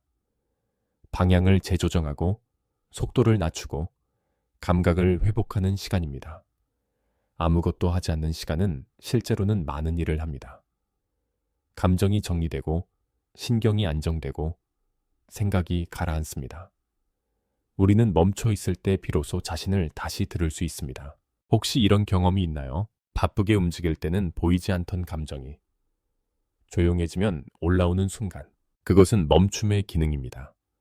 억눌려 있던 마음이 표면으로 올라오는 과정입니다. 그래서 많은 사람들이 멈추는 것을 두려워합니다. 조용해지면 마주해야 할 것이 생기기 때문입니다. 하지만 그 마주침이 있어야 회복이 시작됩니다. 중년 이후의 멈춤은 특히 중요합니다. 우리는 이미 충분히 달렸고, 충분히 책임을 졌고, 충분히 버텼습니다. 이제 필요한 것은 더 빠른 속도가 아니라 더 깊은 호흡입니다. 멈춤은 후퇴가 아니라 균형입니다. 인간은 끊임없이 성장하지 않습니다. 성장과 정지가 반복됩니다. 자연스러운 리듬은 직선이 아니라 파동입니다. 오르막 뒤에는 평지가 있고 평지 뒤에는 다시 움직임이 있습니다. 이 리듬을 인정하는 순간 죄책감은 줄어듭니다. 우리는 멈추는 동안 실패한 것이 아니라 다음 움직임을 준비하고 있는 것입니다. 멈춤은 선택입니다. 아무것도 하지 않기로 결정하는 능력. 이 결정은 약한 사람이 아니라 강한 사람이 할 수 있습니다. 외부의 속도에 휩쓸리지 않고 자신의 리듬을 지키려는 태도이기 때문입니다. 연말은 이 멈춤을 연습하기에 가장 좋은 시간입니다. 시간 자체가 느려지고 일정이 비워지고 자연스럽게 숨을 고를 수 있습니다. 이 순간을 채우려 하기보다 비워두는 선택.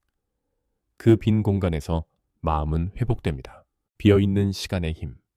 멈춤이 만드는 회복. 멈춤이 어려운 이유는 단순합니다. 우리는 빈 시간을 불안으로 해석하도록 배웠기 때문입니다. 아무 일정이 없는 하루를 보면 마음이 먼저 묻습니다. 이렇게 있어도 괜찮은 건가? 뒤처지는 건 아닐까? 이 질문은 게으름에 대한 두려움이 아니라 존재 가치에 대한 불안에서 나옵니다.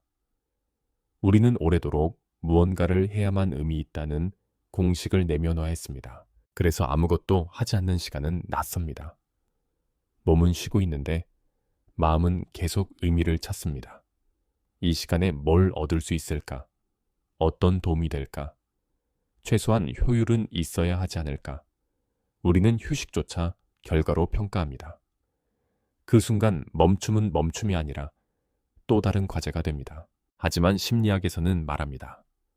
진짜 회복은 목적이 없는 시간에서 시작된다고. 뇌는 계속 목표를 추적하는 상태에서는 회복 모드로 전환되지 못합니다. 아무것도 요구하지 않는 시간이 필요합니다.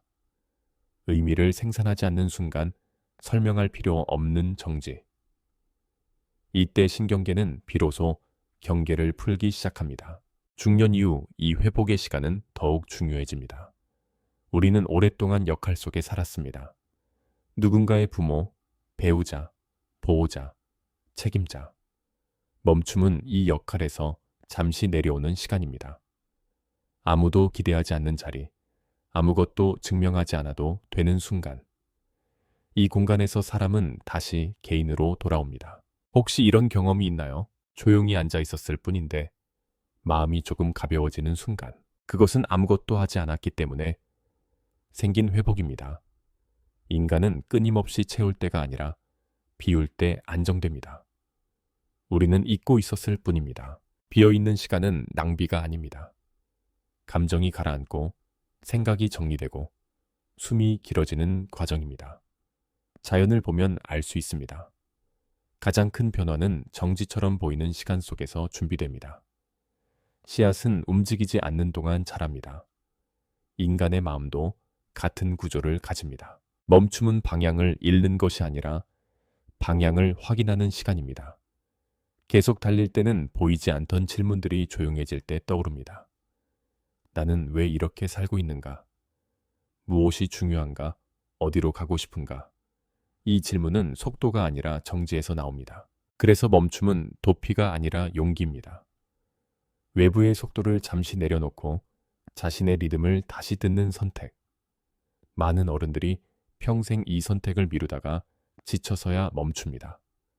하지만 멈춤은 소진 이후의 처방이 아니라 소진을 막는 예방이어야 합니다. 연말은 이 예방을 연습하는 시간일 수 있습니다. 채우지 않아도 되는 하루, 설명하지 않아도 되는 저녁, 목적 없는 산책. 우리는 그 공간에서 회복됩니다. 인간은 계속 발전하는 존재가 아니라 리듬 속에서 살아가는 존재입니다. 움직임과 정지, 집중과 이완, 채움과 비움, 이 반복이 균형을 만듭니다. 멈춤은 실패의 반대가 아니라 삶의 일부입니다. 아무것도 하지 않는 용기는 사실 가장 적극적인 회복의 형태입니다. 다음 이야기에서는 이 멈춤 이후에 따라오는 감정, 희망과 방향을 바라보려 합니다. 비워진 공간이 있어야 새로운 것이 들어오기 때문입니다. 의미, 우리는 왜 방향을 묻기 시작할까? 연말이 깊어질수록 많은 사람들이 요즘이 그래 같은 질문에 도착합니다. 나는 지금 어디로 가고 있는가? 이 질문은 성공에 대한 질문이 아닙니다. 의미에 대한 질문입니다. 우리는 어느 순간 깨닫습니다. 많이 가는 것과 맞게 가는 것은 다르다는 사실을. 속도가 빠를수록 방향이 중요해집니다. 그래서 중년 이후의 회고는 자연스럽게 의미로 향합니다. 젊었을 때 우리는 목표를 중심으로 살았습니다. 더 얻고, 더 올라가고, 더 멀리 가는 것. 그러나 시간이 지나면 목표보다 감각이 중요해집니다. 이 길이 내게 맞는가? 이 삶이 나를 소모시키는가?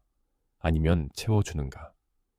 의미는 성취의 크기가 아니라 체감의 질에서 나옵니다. 많은 사람들은 의미를 거대한 답으로 생각합니다. 인생의 목적, 위대한 사명, 완벽한 정의. 하지만 실제 삶에서 의미는 그렇게 등장하지 않습니다. 의미는 대부분 작고 반복적인 장면 속에 숨어 있습니다. 아침에 일어나는 이유, 계속 버티는 이유, 누군가를 지키려는 마음, 포기하지 않는 습관, 이 사소한 반복이 방향을 만듭니다. 우리는 거대한 철학으로 사는 것이 아니라 매일의 선택으로 살아갑니다. 그래서 의미는 멀리 있지 않습니다. 이미 지나온 시간 속에 들어 있습니다. 혹시 이런 감정이 드나요? 나는 특별한 삶을 살지 않았다. 이 생각은 많은 어른들이 공유하는 착각입니다. 우리는 의미를 극적인 사건에서 찾으려 합니다. 하지만 삶의 대부분은 조용한 유지로 이루어져 있습니다. 가족을 지키고, 일을 계속하고, 관계를 버티는 시간. 이 반복이야말로 삶의 구조입니다. 철학에서는 이를 지속의 윤리라고 부르기도 합니다. 특별하지 않지만 멈추지 않는 선택. 인간의 존엄은 극적인 순간보다 반복 속에서 드러납니다. 중년 이후 사람들이 의미를 묻는 이유는 단순합니다. 이제 속도보다 방향이 중요해졌기 때문입니다. 우리는 더 오래 달릴 수 없다는 사실을 압니다. 그래서 묻습니다. 남은 시간을 어디에 쓸 것인가? 이 질문은 두려움이 아니라 성숙의 신호입니다.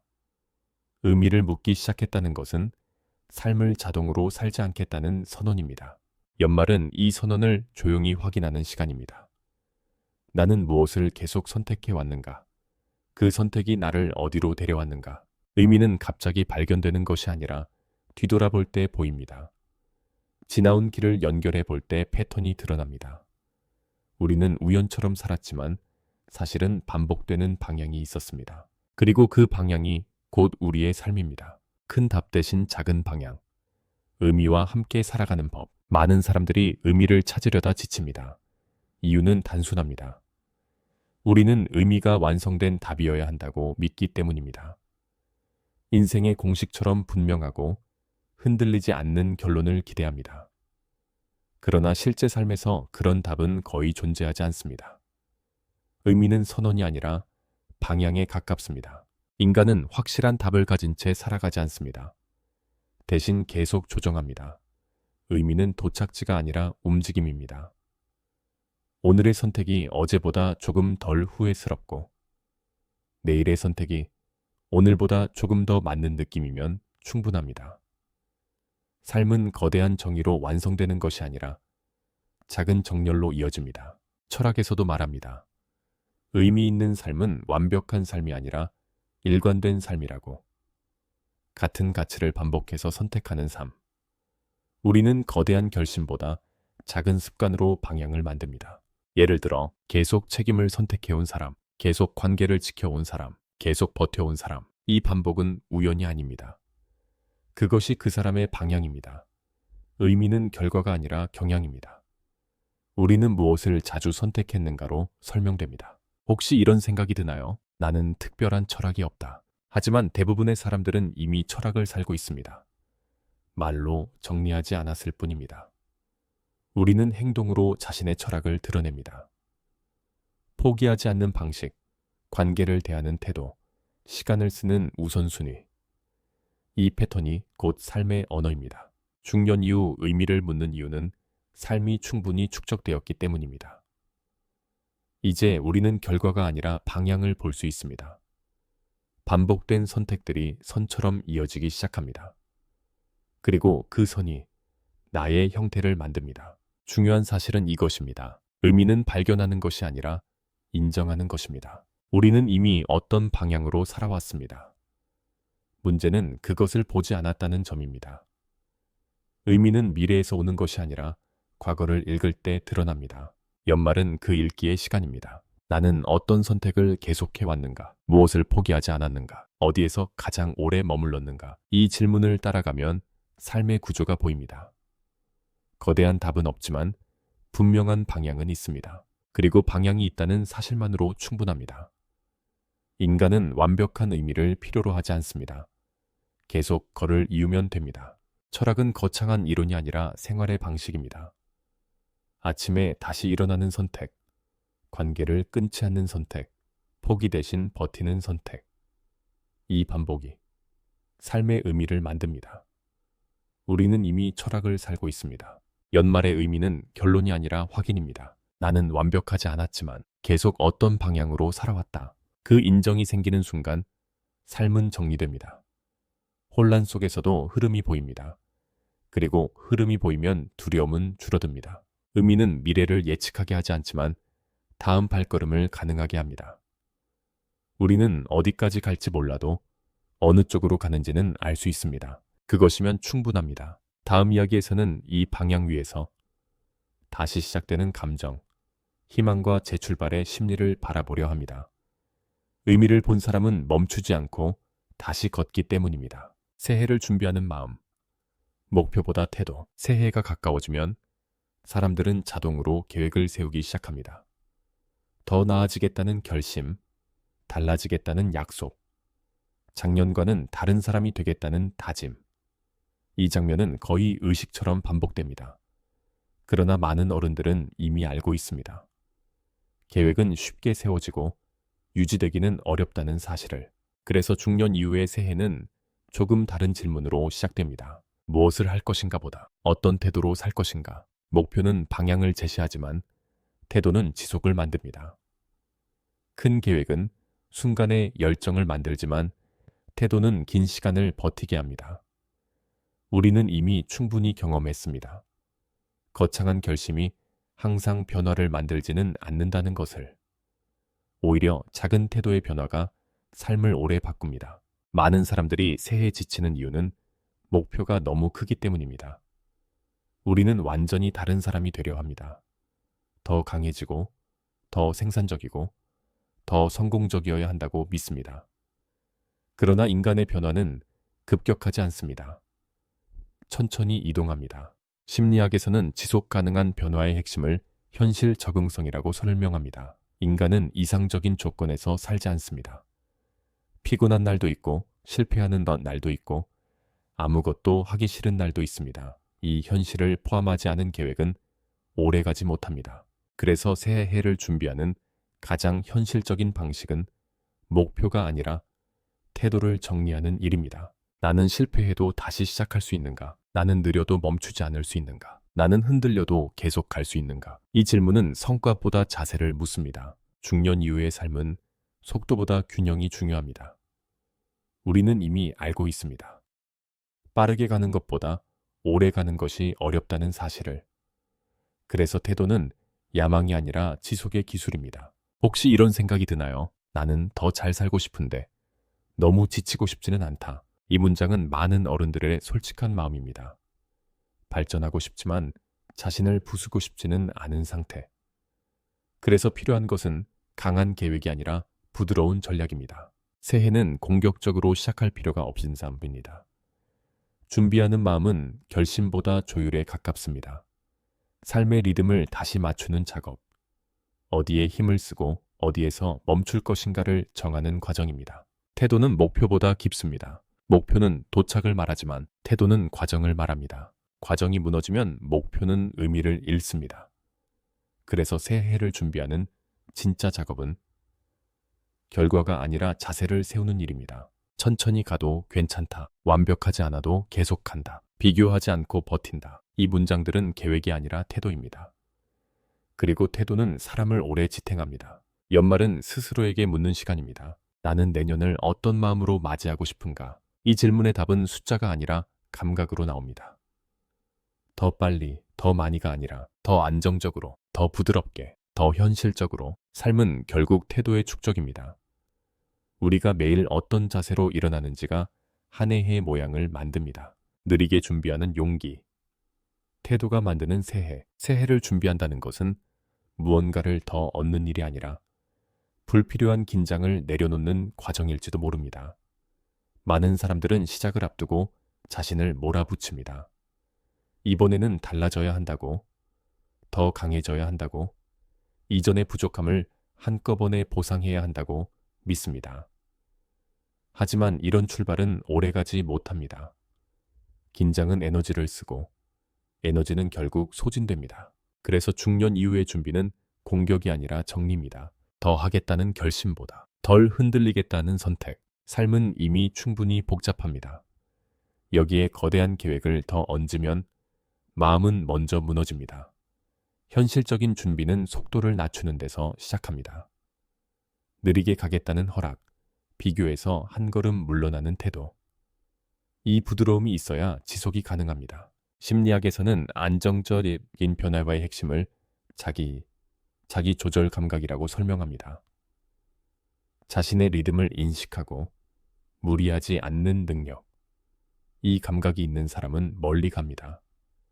빠르지 않아도 멈추지 않기 때문입니다. 혹시 이런 바람이 있나요? 내년에는 조금 덜 불안했으면 좋겠다. 이 바람은 거대한 성공보다 현실적인 소망입니다. 많은 어른들이 결국 원하는 것은 폭발적인 성취가 아니라 안정입니다. 흔들려도 돌아올 수 있는 중심. 이것이 태도가 만들어주는 힘입니다. 태도는 거창하지 않습니다. 피곤한 날에는 속도를 낮추고 실패한 날에는 멈추지 않고 비교 대신 기록을 선택하는 것. 이 반복이 한 해의 구조를 만듭니다. 새해를 준비하는 가장 현실적인 질문은 이것입니다. 나는 나를 얼마나 오래 데리고 갈 수 있는가? 우리는 목표를 오래 데려가려 하지만 사실 중요한 것은 자신을 데리고 가는 일입니다. 몸과 마음이 함께 갈 수 있는 속도. 이 속도를 찾지 못하면 어떤 계획도 지속되지 않습니다. 느리게 준비하는 사람은 실패하지 않습니다. 방향을 잃지 않기 때문입니다. 빠르게 출발하는 사람은 멀리 가는 것이 아니라 빨리 지칠 가능성이 큽니다. 그래서 성숙한 준비는 속도가 아니라 리듬을 봅니다. 연말은 이 리듬을 다시 듣는 시간입니다. 나는 어디에서 지쳤는가? 어디에서 버텼는가? 어디에서 다시 숨을 쉬었는가? 이 기록을 보는 순간 우리는 알게 됩니다. 삶은 강함으로 버틴 것이 아니라 조율로 이어졌다는 사실을. 새해는 완전히 새로운 사람이 되는 시간이 아닙니다. 조금 더 나에게 맞는 사람이 되는 시간입니다. 더 현실적이고, 더 부드럽고, 더 오래 갈 수 있는 선택. 이 태도가 한 해를 지탱합니다. 다음 이야기에서는 이 준비 위에서 시작되는 마지막 감정, 받아들임과 평온의 심리를 바라보려 합니다. 새해의 시작은 결국 마음의 위치에서 결정되기 때문입니다. 결론. 올해도 살아낸 내게. 연말의 마지막 감정은 거창하지 않습니다. 환호도 아니고 결심도 아닙니다. 아주 조용한 인정에 가깝습니다. 나는 올해를 살아냈다. 이 문장은 단순해 보이지만 많은 시간을 통과한 사람만이 할 수 있는 말입니다. 우리는 한 해 동안 수많은 장면을 지나왔습니다. 웃었던 날도 있었고, 버텨야 했던 날도 있었고, 이유 없이 무거웠던 시간도 있었습니다. 그 모든 장면을 통과했다는 사실 자체가 이미 하나의 결과입니다. 많은 사람들에게 좀 한번 살아냈다는 말을 과소평가합니다. 더 큰 성취가 있어야 한다고 믿습니다. 눈에 보이는 변화, 확실한 성공, 분명한 결과. 하지만 삶의 대부분은 유지의 기술입니다. 무너지지 않고 계속 가는 능력. 이것이 어른의 진짜 힘입니다. 우리는 완벽하게 살지 않았습니다. 실수했고, 후회했고, 멈췄고, 돌아왔습니다. 그러나 중요한 사실은 한 번도 완전히 포기하지 않았다는 점입니다. 포기하지 않은 시간은 기록됩니다. 눈에 보이지 않아도 사람 안에 남습니다. 혹시 이런 생각이 드나요? 나는 충분히 하지 못했다. 이 문장은 많은 사람들이 연말에 반복하는 말입니다. 그러나 충분함은 결과가 아니라 지속에서 나옵니다. 우리는 멈추지 않았고, 계속 선택했고, 계속 하루를 넘겼습니다. 그것이면 이미 조건을 충족한 것입니다. 완벽하지 않았다는 사실은 실패가 아니라 인간의 증거입니다. 우리는 계산대로 살지 않습니다. 감정과 조건과 우연 속에서 선택합니다.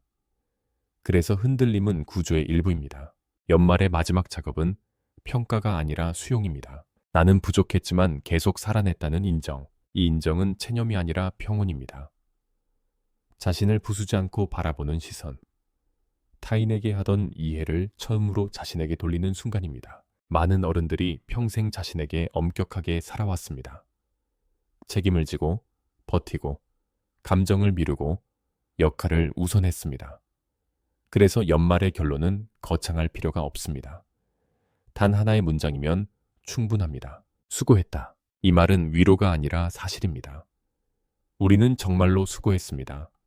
아무도 보지 않는 자리에서, 아무도 기록하지 않는 시간 속에서 계속 버텼습니다. 삶은 환호보다 지속으로 완성됩니다. 그리고 당신은 그 지속을 해냈습니다. 계속 가는 사람에게 남기는 말. 우리는 종종 삶을 완성해야 할 작품처럼 대합니다. 더 좋아져야 하고, 더 단단해져야 하고, 흠이 없어야 한다고 믿습니다. 하지만 인생은 완성되는 구조가 아닙니다. 계속 이어지는 흐름에 가깝습니다. 그래서 중요한 것은 완벽이 아니라 지속입니다. 계속 간다는 말은 거창하지 않습니다. 오늘을 넘기고, 내일 다시 일어나고, 필요하면 멈췄다가, 그래도 돌아오는 선택. 이 반복이 삶입니다. 많은 사람들은 자신을 너무 늦게 인정합니다. 더 잘해야 인정받을 수 있다고 생각합니다. 하지만 삶은 조건부 계약이 아닙니다. 우리는 이미 충분히 복잡한 시간을 통과했습니다. 그 사실 하나만으로도 존중받을 이유가 됩니다. 혹시 아직 마음 한쪽에서 이런 목소리가 들리나요? 나는 더 할 수 있었는데. 그 생각이 완전히 사라지지 않아도 괜찮습니다. 인간은 항상 가능성을 보며 삽니다. 중요한 것은 그 생각이 당신을 부수지 않게 하는 일입니다. 부족함을 느끼면서도 자신을 버리지 않는 태도. 이것이 성숙입니다. 연말의 마지막 메시지는 단순합니다. 당신은 완벽할 필요가 없습니다. 계속 가면 됩니다. 멈추는 날이 있어도 괜찮고, 흔들리는 시간이 있어도 괜찮고, 돌아가는 길이 길어도 괜찮습니다. 방향을 잃지 않고 다시 걷는 사람은 결국 도착합니다. 속도가 아니라 반복이 삶을 만듭니다. 우리는 올해를 지나왔습니다. 좋은 날도 있었고, 힘든 날도 있었고, 설명할 수 없는 감정도 많았습니다. 그 모든 시간을 안고 여기까지 왔습니다. 이것은 작지 않은 일입니다. 우리는 늘 더 큰 것을 기대하느라 이 사실을 놓칩니다. 하지만 삶은 결과보다 통과의 기록입니다. 연말의 끝에서 할 수 있는 가장 따뜻한 선택은 자신을 받아들이는 일입니다. 나는 완벽하지 않지만 나는 계속 살아가는 사람이라는 인정. 이 인정이 생기는 순간 마음은 조용해집니다. 더 증명할 필요가 없어집니다. 우리는 이미 충분히 움직였고, 충분히 버텼고, 충분히 걸어왔습니다. 그리고 내년은 거창한 시작이 아니라 그냥 다음 장입니다. 새로운 사람이 되는 것이 아니라 계속 같은 사람으로 살아가는 시간. 조금 더 이해하고, 조금 덜 몰아붙이고, 조금 더 부드럽게. 이 정도면 충분합니다. 마지막으로 당신에게 남길 수 있는 말은 하나입니다. 올해도 잘 버텼습니다. 그리고 그것이면 됩니다. 우리는 완벽해서 앞으로 가는 것이 아니라 계속 가기 때문에 살아있습니다. 이 조용한 사실이 당신의 마음을 따뜻하게 지켜주기를 바랍니다.